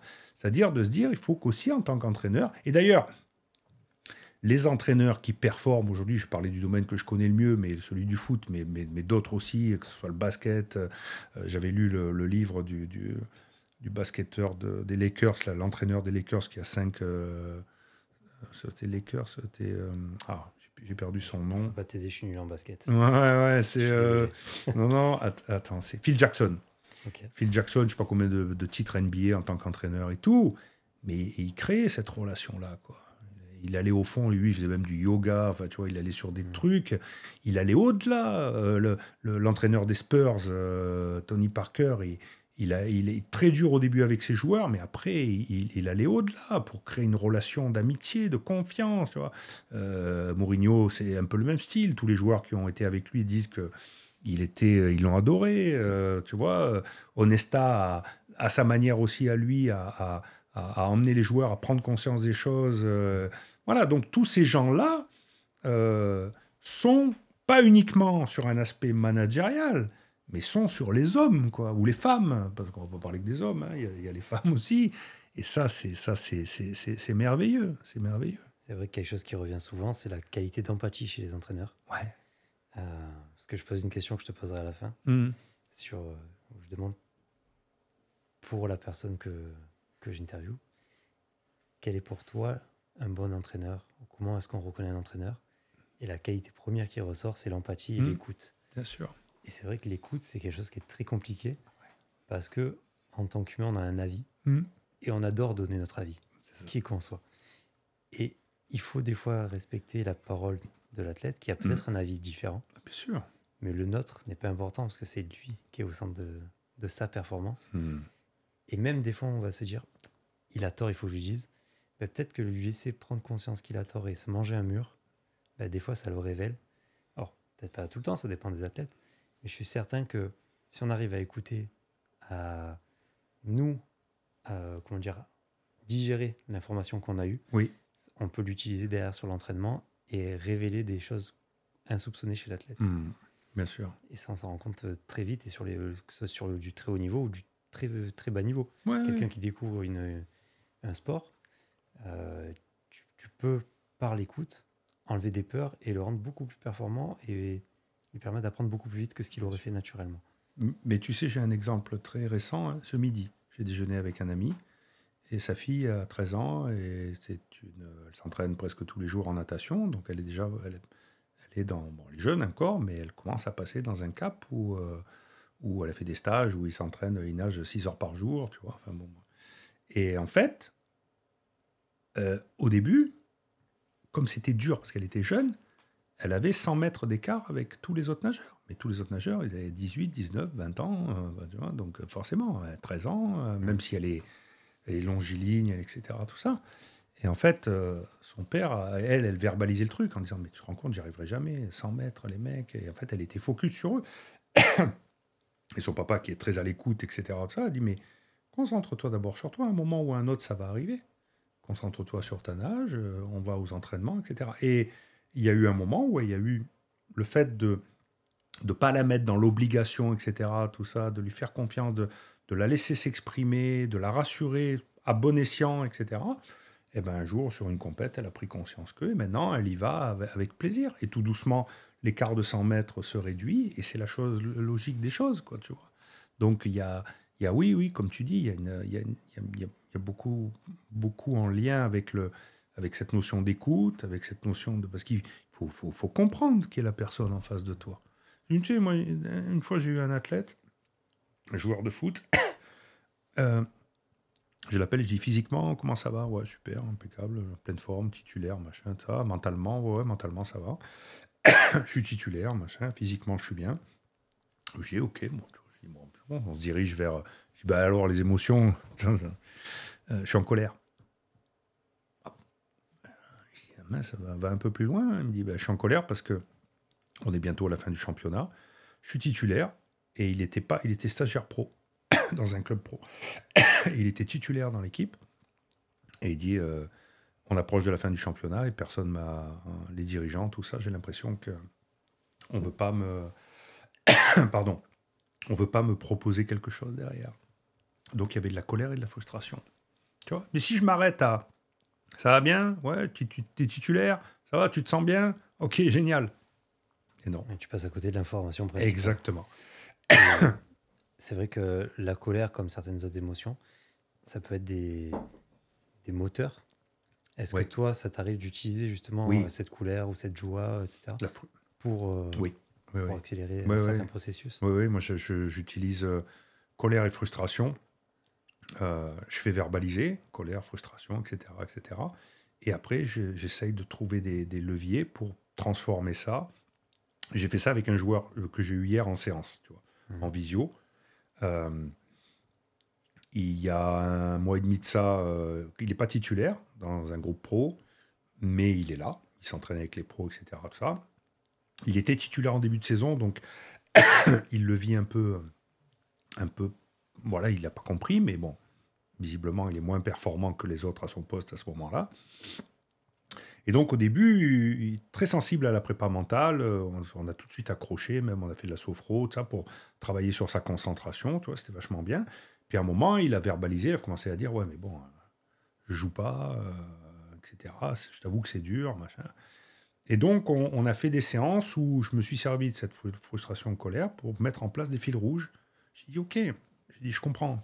Moi, je compatis tout à fait. J'ai dit « Vraiment, tu as besoin de jouer. » Alors, comme j'ai une bonne relation avec le staff, un jour, quand on faisait le point pour les joueurs que je suis, m'a dit « Attends, ce garçon-là, l'année dernière, il jouait 3 divisions en dessous. Là, il a démarré la saison, il a fait 14 matchs.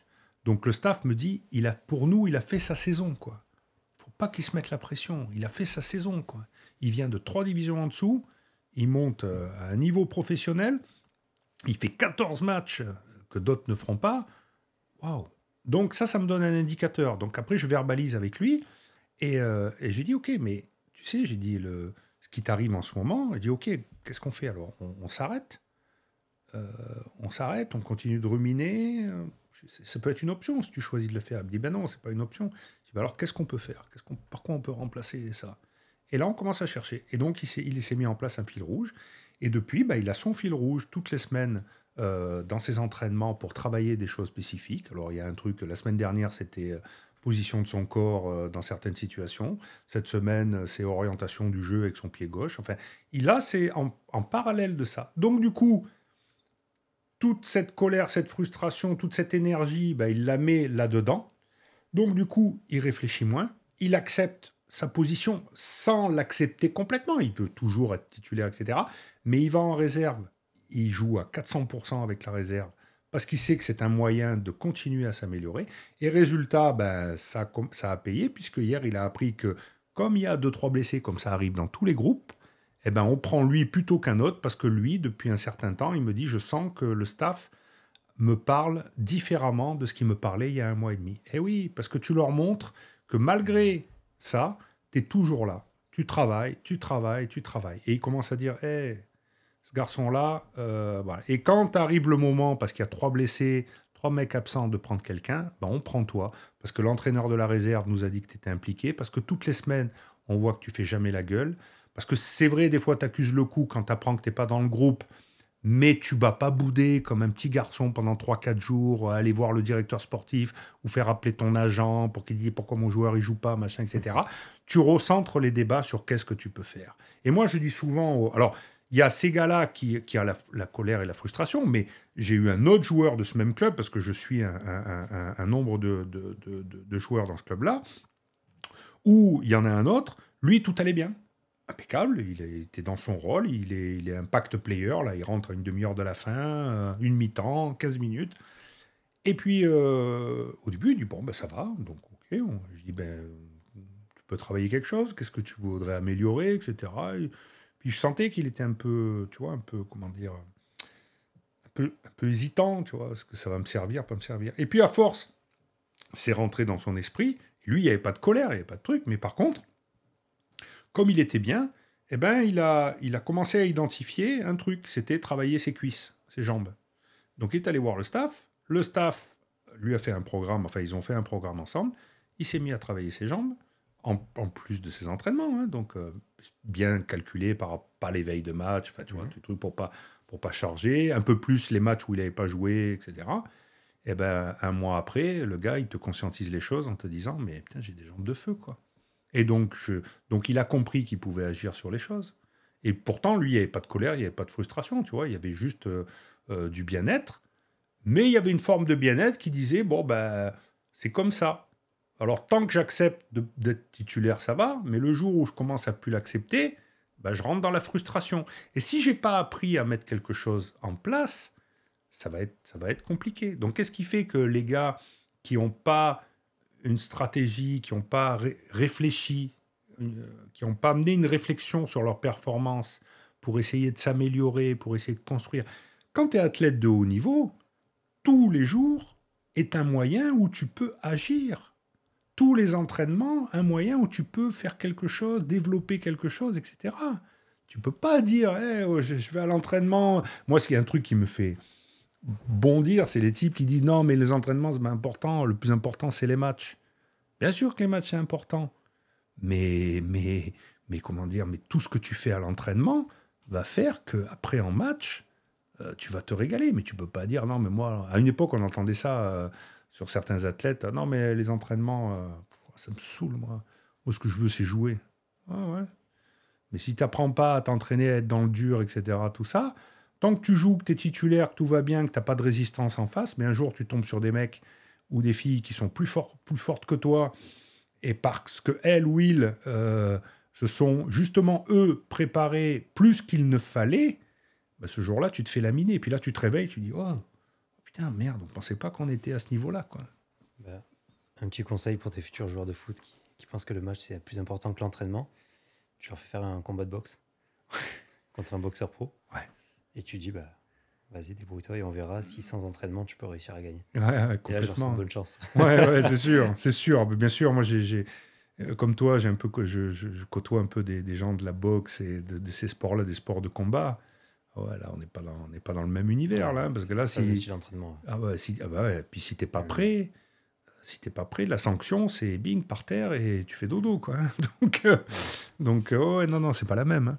C'est l'avantage, on en parlait en off, des sports collectifs, où l'erreur est, toute proportion gardée, moins punitive que dans des sports individuels. Ouais. Parce que, par exemple, tu prends du ski, en slalom, je rate une porte, je peux arrêter, en fait. Enfin, j'ai pas d'exemple, je suis pas expert en ski, mais de personnes qui vont rater complètement une porte et qui arrivent quand même à gagner la course, je n'en ai jamais vu. C'est rare, ouais. Alors que rater un centre en foot, c'est pas grave, t'as 90 minutes, tu peux rattraper. Tu peux même en rater 15. Il y en a qui en ratent 15 par match. Hein. Ouais. Ils se posent pas la question de savoir pourquoi ils n'arrivent pas à en rater. Ils en ratent 15. Vraiment, les footballeurs ont de la chance. Mais justement, tu vas créer des situations où tu peux ruminer pendant quelques secondes, quelques minutes après une action ratée. Ouais. Toi, comment tu agis est-ce que tu agis là-dessus ? Oui. Comment tu mets en place des choses ? Alors, pareil, je te prends un exemple d'un joueur buteur qui, dès qu'il rate, c'est la fin du monde. À l'entraînement, machin, etc., tout ça. Donc, ce que je te disais, la première des choses, d'abord, c'est que je lui ai fait verbaliser ça et j'ai vu qu'il était, son sac à dos, il était rempli de pensées et d'émotions négatives. Malheureusement, sa famille, ses agents, pensant bien faire, lui en rajouté, ses entraîneurs lui en rajouté. Ne t'inquiète pas. Quand on dit ne t'inquiète pas, c'est une négation. C'est comme si on disait inquiète-toi. Tu vois ce que je veux dire? Voilà.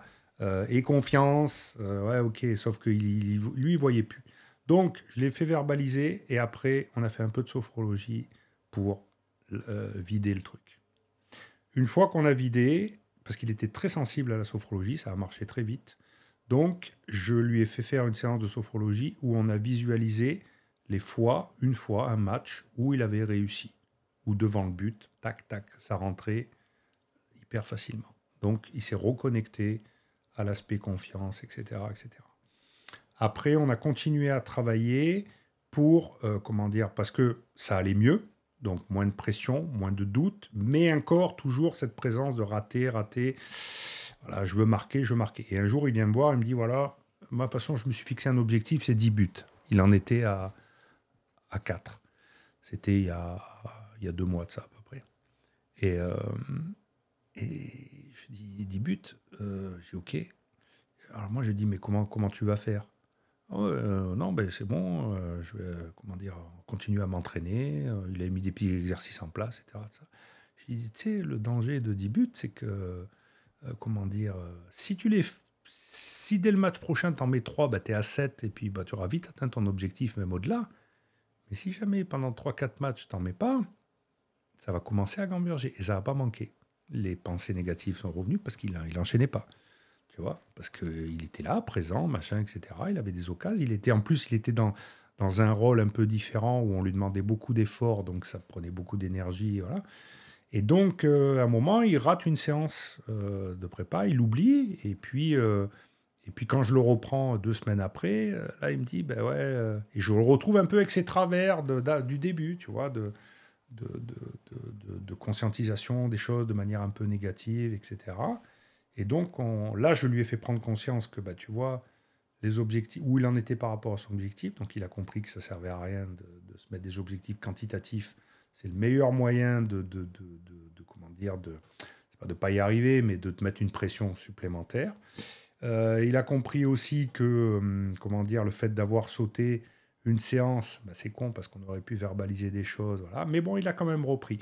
Et là, on a travaillé sur sur le fait devant le but, on a fait une séance de visualisation où je l'ai emmené à, devant le but, juste avant qu'il frappe, arrêter le temps, c'est-à-dire prendre le temps de voir la cage, position du gardien, et où il allait la mettre. Et je lui ai fait associer un geste, il a trouvé un geste signal, je lui ai fait ancrer ce geste 2-3 fois à travers la visualisation.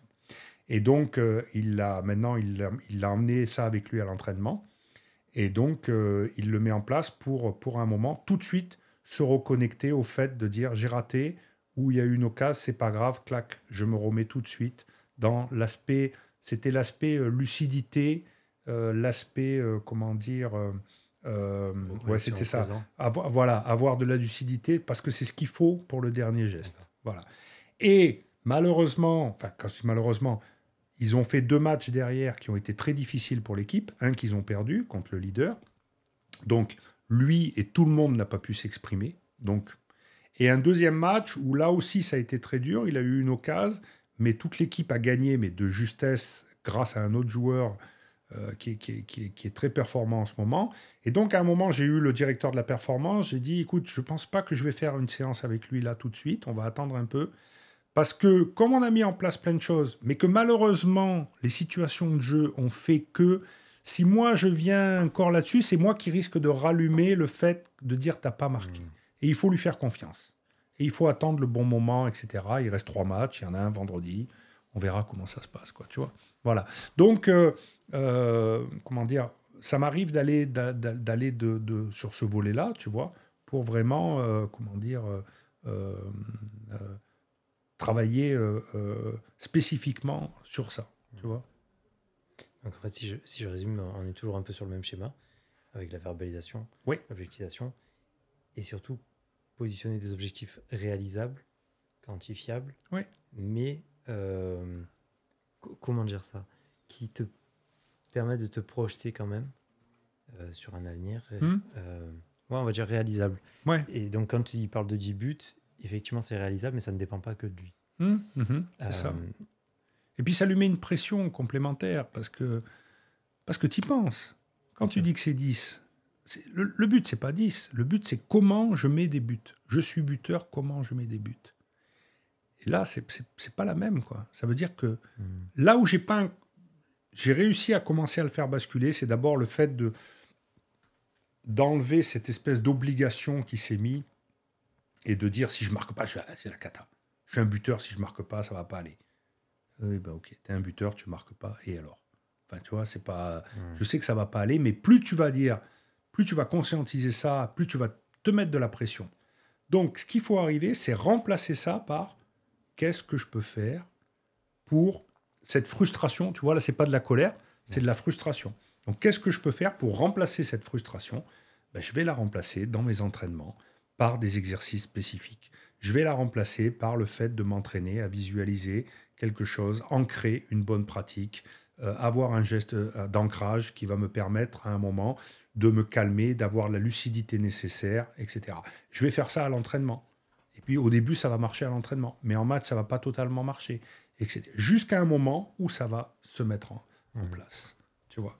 Et ce jour où ça va se mettre en place, le joueur, après, même lui, il prend conscience que c'est plus important. Et je ne pense pas que un joueur qui met beaucoup de buts, que ce soit Mbappé, ou je sais pas, Haaland, ou qui que ce soit, même Lacazette, je pense pas que les mecs, ils ont des objectifs de comment dire, de quantitatifs, etc.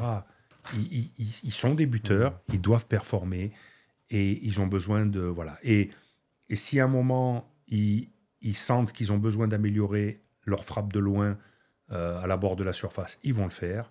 Et s'ils sentent qu'à un moment, ils ont besoin de s'améliorer dos au but dans leur capacité à se retourner, ils vont s'entraîner là-dessus. Et en fait, le fait de mettre en place toutes ces choses vont faire qu'à la fin du compte, eh ben, ils vont se remplir de comment je fais pour y arriver, comment je fais pour performer. Et donc, ils vont développer des pratiques, ils vont mettre en place des plans d'action, ils vont essayer des choses, ils vont ancrer les bonnes pratiques, ils vont améliorer les choses, ils vont bannir ce qui ne fonctionne pas, ils vont être des chercheurs, ils vont être des cherchants, tu vois. Et c'est ça l'athlète de haut niveau. C'est-à-dire que le gars, c'est un chercheur, quoi. Il a son corps, il a son mental, il a son cœur, et il doit aller chercher qu'est-ce qui va pas.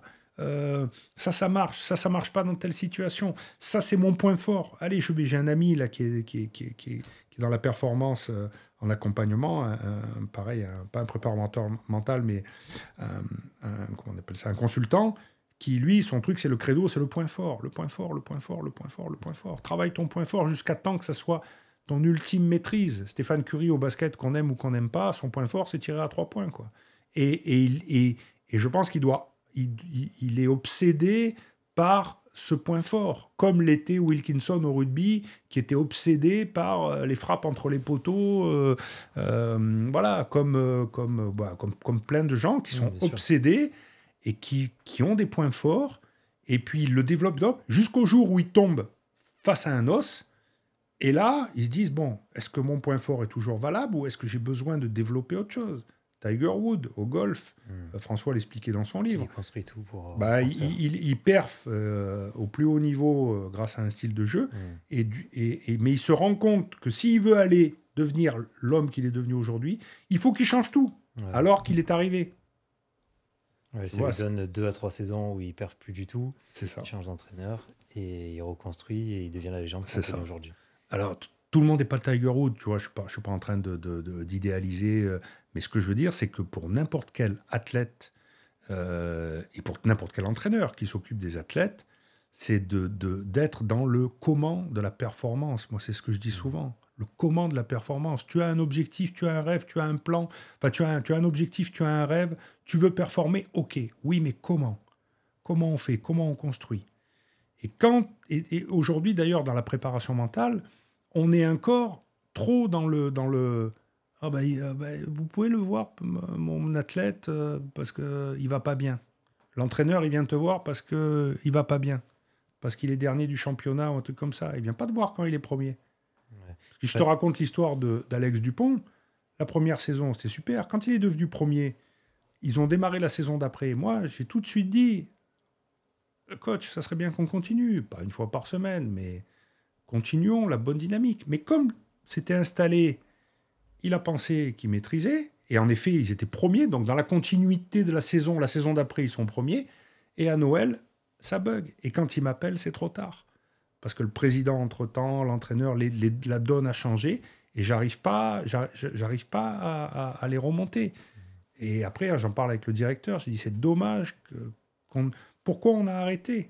Donc, pourquoi faire de la prépa mentale quand ça va bien? Moi, j'ai des joueurs en ce moment qui performent.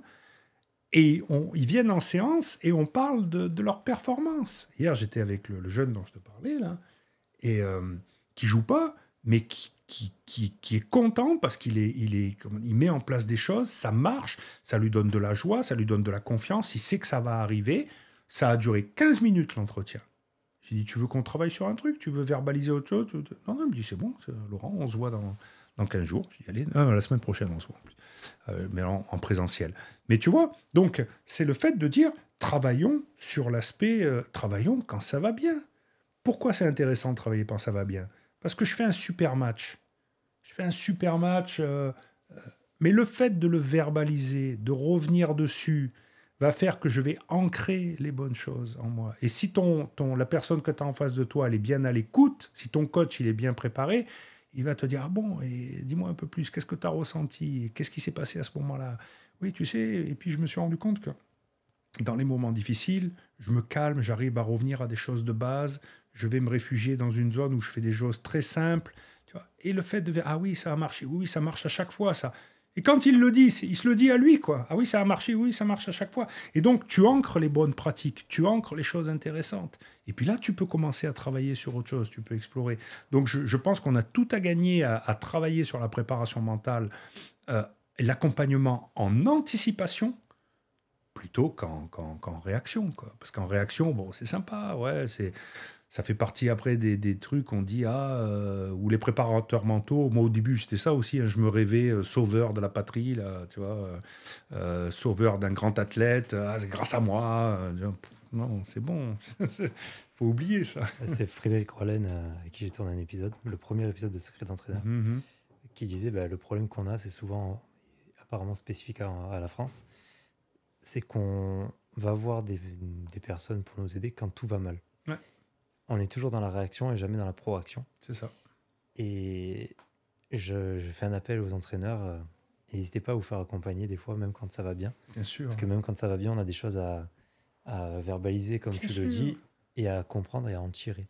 Ouais. Parce que quand tout va bien, c'est qu'on a mis des choses en place dont on n'est pas forcément conscient. Et d'avoir une personne extérieure qui amène sa vision et son analyse, ça peut nous aider justement à reproduire ce schéma-là et performer. Carrément. Ah, mais carrément. Ouais, complètement. Moi, j'en suis archi convaincu. D'ailleurs, c'est pour ça que je milite pour ça. Et j'ai même, je vais t'avouer que j'ai même eu 1 ou 2 athlètes. Alors, le type, il paye sa séance de prépa mentale. Il vient, il paye. Les 20 premières minutes, il est comme ça. Il est fermé. Je mets 20 minutes avant de l'ouvrir, quoi, tu vois.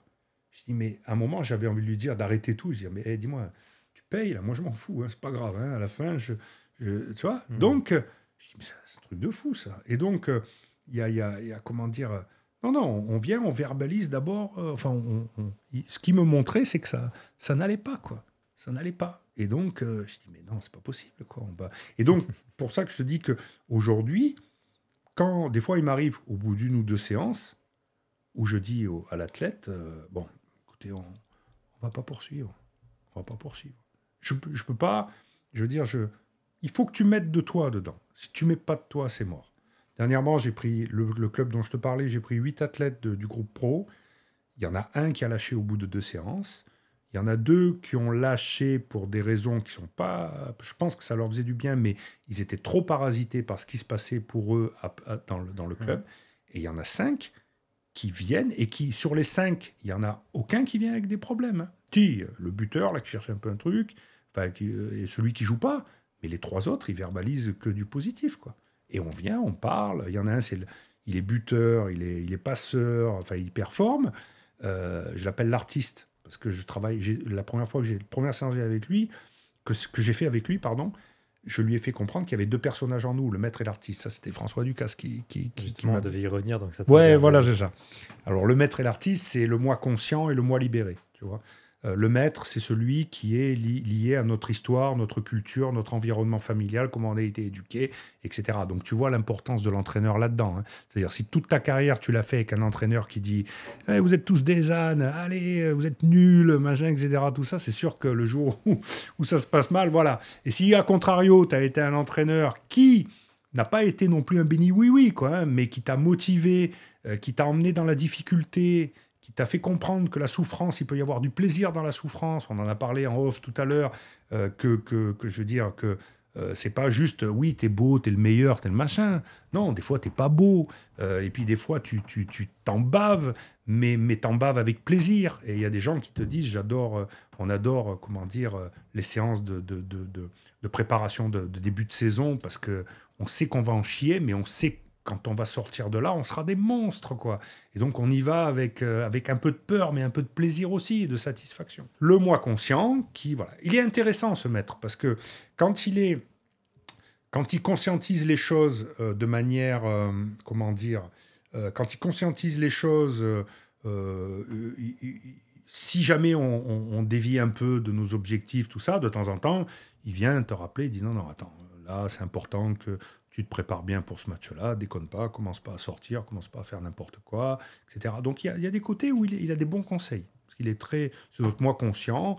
Nos parents, nos entraîneurs nous ont appris qu'il fallait bien se préparer pour un match, qu'il fallait pas avoir peur, voilà, etc. Donc on nous a ancré des bonnes choses. Donc le maître vient nous rappeler ces bonnes choses. Mais des fois, quand ça va pas, c'est le moi conscient qui dit mais t'es nul, mon pauvre. Ils sont 20 fois meilleurs que toi. T'y arriveras jamais. T'es naze, t'as pas confiance en toi, et puis il te charge, quoi. Ah oui, t'as raté le penalty, là. Oui, bien sûr. Ou alors, ne rate pas le penalty. Il est là, au moment où tu vas tirer, il fait attention, hein, si tu rates, t'es mort. Hein. Je serais très curieux de tous les tireurs de penalty, de toutes les finales de Coupe du Monde, de faire des séances de débriefing en prépa mentale avec eux, notamment Chouameni, là, pour l'équipe de France, notamment, c'est un des tireurs qui a raté, je crois. Je ne sais pas si c'est le seul ou pas. Je suis très intéressé de débriefer ces situations-là. Parce que là, il y a des choses, je suis sûr, du domaine du conscient et de ce maître-là qui est là, qui te dit hey, te rate pas. Hein. Ouais. 80 000 personnes dans le stade, 3 milliards de spectateurs, 60 millions de Français qui t'attendent à l'aéroport, te rate pas. Si tu n'as pas développé une stratégie pour fermer les écoutilles, comme savaient le faire certains joueurs, comme savent le faire certains joueurs, t'es mort. Tu vois, si en plus tu t'es pas entraîné spécifiquement aussi pour ça, t'es mort. Parce que ça aussi, il y a le moment, mais il y a l'avant. Bon, bref. Donc, il y a ce maître-là. Donc, très intéressant, mais des fois, il génère des pensées parasites. Et quand il génère des pensées parasites, on commence à déjouer, etc. Tout ça. Et de l'autre côté, tu as l'artiste. Et l'artiste, c'est le moi libéré. C'est celui qui va performer, c'est celui qui ne se pose pas de questions, c'est celui qui, plus tu apprends à le développer, va t'amener vers le flow, vers la zone. François parlait de la zone, lui. Ouais, voilà, c'est la même chose.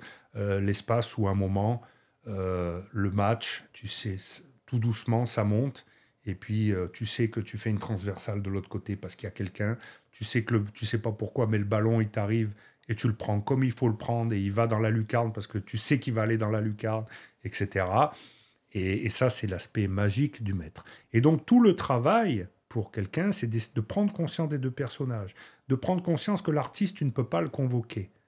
Tu ne peux pas dire hey, allez, je vais dans le flow, ou je vais dans la zone. Trop facile, ça serait bien. Hein, ça serait beau. Ça serait beau, il faut des techniques, des choses, etc.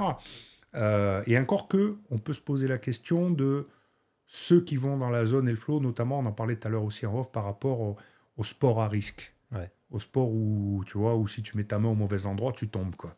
Eux, peut-être que le flow, la zone... C'est plus facile pour eux. Voilà. Ils ont des capacités de concentration beaucoup plus importantes. Mais pour les autres sports, où il y a moins peut-être de risques, etc., tout ça, voilà. Donc, ce moi libéré, il est intéressant.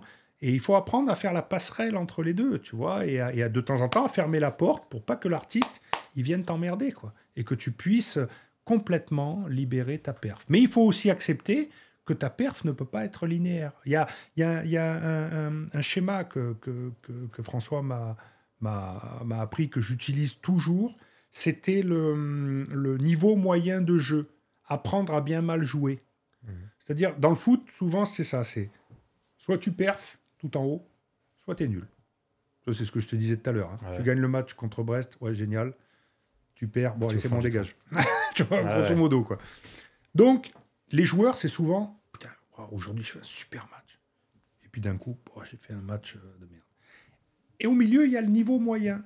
Le niveau moyen de jeu, c'est quoi? C'est, tu le sais, toi, t'as fait du sport en compète, etc. C'est le niveau où t'es pas excellent, t'es pas nul, mais tu fais ce que tu sais faire. Les choses basiques qui te permettent, sans forcer, pas de faire de l'archi-performance, mais à défaut de pas sombrer. Et en fait, on apprend à conscientiser cette zone, ce que lui appelait le bien-mal joué. Et le bien-mal joué, c'était entre le moment où je suis pas le super performeur, mais par contre, je fais... Et c'est une zone refuge, ça. Alors, le niveau moyen d'un joueur comme... tiens, on va prendre l'actualité. Un joueur comme Haaland par rapport à un autre joueur du championnat de Ligue 1 ou d'une équipe classique de milieu de tableau dans n'importe quel championnat européen, ils n'ont pas le même niveau moyen de jeu. Le niveau moyen de Messi, même quand il jouait sur un pied voilà, c'était tout de suite largement au-dessus des autres. Tu vois? Donc les niveaux moyens dépendent aussi de... Mais c'est ces niveaux moyens qu'il faut travailler, renforcer. Et on en revient au comment de la perf.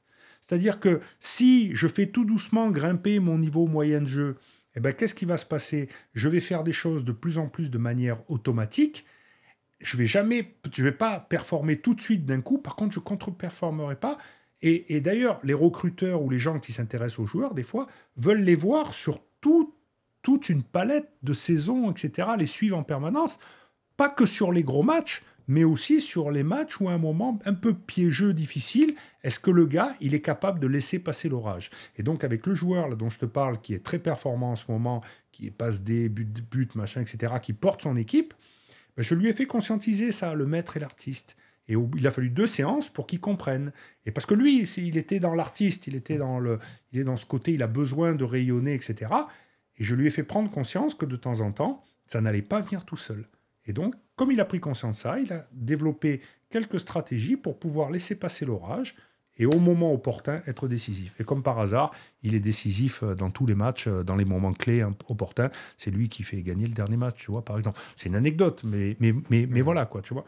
Donc, cette notion de maître et d'artiste et de niveau moyen à développer pour que tu fasses pas l'ascenseur émotionnel aussi, quoi, tu vois. C'est-à-dire pourquoi j'ai été si bon et pourquoi je suis à mettre aux ordures le coup d'après, quoi. Et non, c'est pas possible. C'est qu'il s'est passé quelque chose entre-temps, quoi. Et tu peux pas, à tous les matchs, aller dans la zone, etc., ou dans le flow, quoi. Tu peux pas à tous les matchs. C'est une forme d'acceptation de... parfois, on peut être médiocre. C'est ça. Et ça fait partie aussi de la performance. Bien sûr, il y a des grands athlètes... il y a des athlètes qui, des fois, enfin, même grands ou moins grands, qui disent aujourd'hui, c'était dur, mais bon, on a fait ce qu'on savait faire correctement, on ne s'est pas affolé et ça passe. J'aime bien cette façon de présenter justement le bien mal joué. Ah ouais, c'est super ça. Ouais. Est-ce qu'il y a des choses que tu veux aborder, qu'on a oubliées, que tu aimerais écoute, non, je pense qu'on a on a pas mal tourné de choses. Non, moi je conseille de lire le livre Champion dans la tête. Ouais, tu anticipes ma question. Mais vas-y, du coup, quel livre tu conseillerais ou quelle formation? Alors, le livre, je conseille Champion dans la tête. Ça, t'es pas le premier à le conseiller d'ailleurs. Ouais, il vieillit pas ce bouquin. Il a un message très simple. Et à chaque fois que je le fais lire ou que je le conseille à quelqu'un, voilà, c'est une belle porte d'entrée et moi j'aime bien. Après, j'ai lu pas mal de livres. Pas forcément en préparation mentale. Hein, oui, non. Bah, si, j'ai lu le livre de Claude Onesta, qui était très, très intéressant aussi. J'ai lu Johnny Wilkinson, j'ai eu un peu plus mal à la tête, mais c'était intéressant. Mais il est ardu, le garçon. Hein. Ah ouais. Il est performant, mais il est ardu. Hein. Je le dirais. Non, mais ouais, après voilà. Non, champion dans la tête, ça a vraiment été. Après, il y a eu plein de livres, il y a eu des biographies. Là, en ce moment, je lis un truc sur la communication non verbale. Enfin, après, je pioche, tu vois, je pioche. Il y a des choses qui m'intéressent. Il y a des choses où des fois je prends des petits trucs à l'intérieur. J'ai un ami qui a écrit De l'ombre à la lumière du Nord, qui est un livre sur le titre de champion de France, parce que c'est lui qui est le consultant dont je te parlais tout à l'heure, qui a accompagné l'entraîneur dans le titre de champion en 98, sur l'aspect management et communication. Lui, il a été très inspirant pour moi, notamment dans mon aventure à Brest après. Donc voilà, voilà, ça dépend de... Voilà, mes champions dans la tête, ouais, c'est le bouquin. S'il y en avait un à ressortir, c'est celui-là. Après, en termes de formation, j'invite beaucoup les gens qui veulent faire de la préparation mentale alors, les formations en prépa mentale sont intéressantes, mais pour moi, les formations en coaching vont un peu plus loin dans la notion d'accompagnement, dans la notion de posture, tu vois, dans la notion de définition d'objectifs aussi, etc. Voilà. Donc, c'est bien d'associer les deux, mais trouver une bonne formation en coaching, c'est intéressant. Alors, elles ne sont pas toutes reconnues par l'État. Il faut trouver le bon organisme. Moi, j'ai eu la chance de travailler avec un monsieur qui s'appelait Raphaël Mailleux chez EcoSport, qui avait créé sa propre institut. C'était pas comment dire, c'est pas une formation reconnue par l'État. Elle était juste certifiante comme n'importe quelle formation. Enfin, même pas, non pas certifiante, mais tu as un certificat à la fin, si, comme quoi tu l'as fait, quoi. Mais c'était pas ça. Le plus important, c'était les contenus. Moi, il m'a ouvert les yeux sur, la bonne posture à avoir, etc. Donc ça, c'était bien. Et puis après, tout ce qui est sophrologie, hypnose, évidemment, parce que ça a été la vraie révélation pour moi, après, même par rapport à ma posture, quoi, tu vois. Donc, faire une formation en sophrologie, c'est super intéressant. Travailler sur l'hypnose, enfin, tout ce qui permet d'aller vers les ressentis physiques, mentaux, émotionnels, quoi. Okay. Parce que c'est ça qu'il faut... C'est là où il faut aller, pas que dans la conscience, quoi, tu vois. Moi, je pense qu'au début de ma carrière de préparateur mental, j'étais beaucoup dans la conscientisation des choses. Donc, genre, explique-moi ce que tu as, je vais te dire quelles sont les solutions, ou je vais essayer de te faire comprendre quelles sont les solutions. Et des fois, il faut expliquer ce qu'on a, mais il faut peut-être lâcher prise et vider un peu le truc pour remettre des choses positives, pour après pouvoir reconscientiser, mais nettoyer propre, tu vois. Donc, ouais, c'est l'image que je te donnais avec le verre tout à l'heure. Ouais, voilà, c'est ça, exactement. Ouais. Et donc maintenant, c'est ton tour. Quelle est la meilleure façon de reconnaître un bon entraîneur ? Quelles sont les qualités principales à avoir en tant qu'entraîneur ? Alors, je pense que... alors, j'ai envie de dire que pour moi, un bon entraîneur, c'est qualité principale, on va dire, évidemment, l'écoute. L'exploration, en fait, la capacité à explorer les autres et à les faire se révéler. Parce que c'est ça le rôle de l'entraîneur. Il est là pour faire se révéler ses athlètes, pour performer. Il n'est pas là pour se faire se révéler lui, même s'il va se révéler lui aussi. C'est pas un problème. Mais il ne faut pas oublier que c'est ses athlètes avant tout. Donc pour moi, c'est un révélateur, un explorateur et un révélateur. Et après, c'est quelqu'un évidemment qui va communiquer, qui va accompagner, qui va avoir une démarche... une démarche d'accompagnement de ces athlètes. Il y a deux aspects. Hein. On en revient à l'aspect managérial et l'aspect mental, quoi. Voilà, les deux. Donc, ouais, c'est ça. C'est un savant mélange. Tu parlais tout à l'heure d'empathie. Je ne peux pas vraiment donner une définition précise, mais évidemment qu'on va mettre de cette notion d'écoute, d'exploration, de communication, évidemment d'empathie, mais aussi de management et de proactivité, quoi. Mmh. Tu vois, c'est-à-dire, je suis proactif, j'agis sur les choses, quoi. Voilà. C'est un subtil mélange, hein. Je dirais que c'est un druide, c'est un sorcier, tu vois, voilà. Qui concocte une potion. Ouais, c'est ça. Un bon entraîneur, c'est un bon sorcier. un bon druide, là, tu vois, qui a ses recettes à lui, mais qui en même temps est à l'écoute des recettes des autres. Il n'y a pas de... Si j'avais la recette miracle, je serais en train de signer des bouquins. Tu vois, personne n'a la recette miracle. Par contre... Il faut faire attention, les potions magiques, ça peut être interdit. Oui, c'est clair.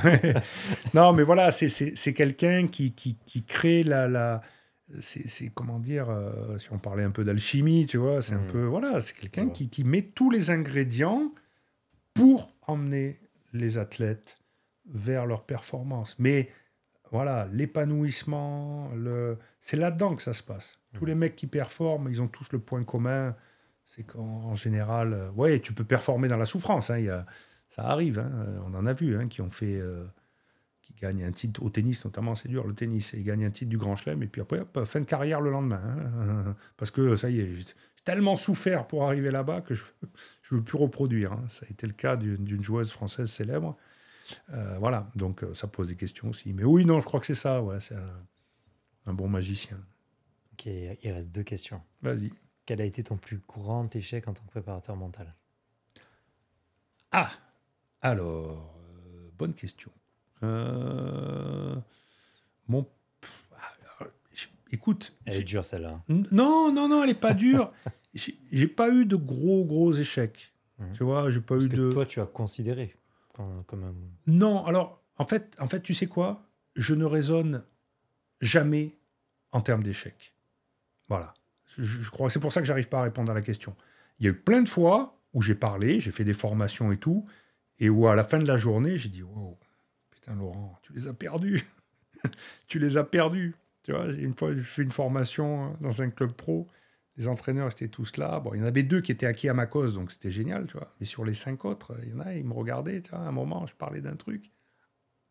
Je dis, bon, là, merde, t'y es pas. Mais c'est pas un échec, parce que je me dis, bon, qu'est-ce qui s'est passé? Pourquoi t'as merdé, là? Mais non, t'es allé trop haut, là. T'es pris pour un prof, tu vois. Au début, j'étais très prof. Après, j'ai appris à être moins prof. Tu vois, pareil, parce que c'est un peu ma culture, ça. Moi, j'étais manager d'entreprise, donc c'était, tu vois, en plus dans la sécurité, donc tac, c'est comme ça, tu vois. Non, là, c'est plus comme ça, Laurent. Faut que c'est plus toi, tu vois, l'ego. C'est pas toi le préparateur mental. Tu vois, au début, je me suis rêvé. Oui, regardez, c'est Laurent Toselli, le préparateur mental des trucs. J'ai la vérité. Ouais, c'est ça, ouais. Tu vois, même à un moment, je voulais inventer mon style. Je me dis, ouais, mais moi, mon style, c'est ça. Bon, enfin, bref, tout ça pour te dire. Non, voilà, donc il y a plein de gaufrades, hein, encore maintenant, quoi, hein, tu vois. Mais j'ai pas de. Derrière ça, à chaque fois, il y a, OK, analyse. Ah ouais, qu'est-ce qui s'est passé? Qu'est-ce que tu as fait? Pourquoi ça n'a pas marché? Pourquoi? Bon, des fois, c'est pas que de moi. Des fois, je dis, bon. Lui ou elle, c'est compliqué, quoi, tu vois. Je dis, bon, là, c'est 50-50, hein, un peu de moi, mais aussi un peu de toi. Hein. Ouais. Voilà. Donc, non, pas d'échec. Et après, mon plus gros succès, j'ai envie de te dire, en fait, mon plus gros succès, c'est d'une manière générale, c'est quand ça se touche, que les gens prennent conscience. Tu vois, voilà. Ça, quand les gens quand les athlètes, les entraîneurs prennent conscience et agissent et performent, comment dire, je le sens, et là, pour moi, c'est gagné, quoi, tu vois. Okay. Donc, du coup, je pourrais dire, oui, c'est Brest, tu vois. D'ailleurs, je fais pas non plus trop, tu vois, sur mes sites internet et tout, je fais pas forcément référence, je mets pas 3 tonnes d'expérience, de machin, etc., parce que tout le monde est important, tu vois. Ça peut être avec un jeune athlète qui, le jour où ce jeune footballeur, il prend conscience en une séance que c'est merveilleux pour moi, ça. Je dis, putain, t'imagines, sur une séance, ping, hop là. Tu vois, donc ça, c'est des réussites. Moi, je me nourris de la réussite des gens parce que je pense que j'aime profondément l'humain.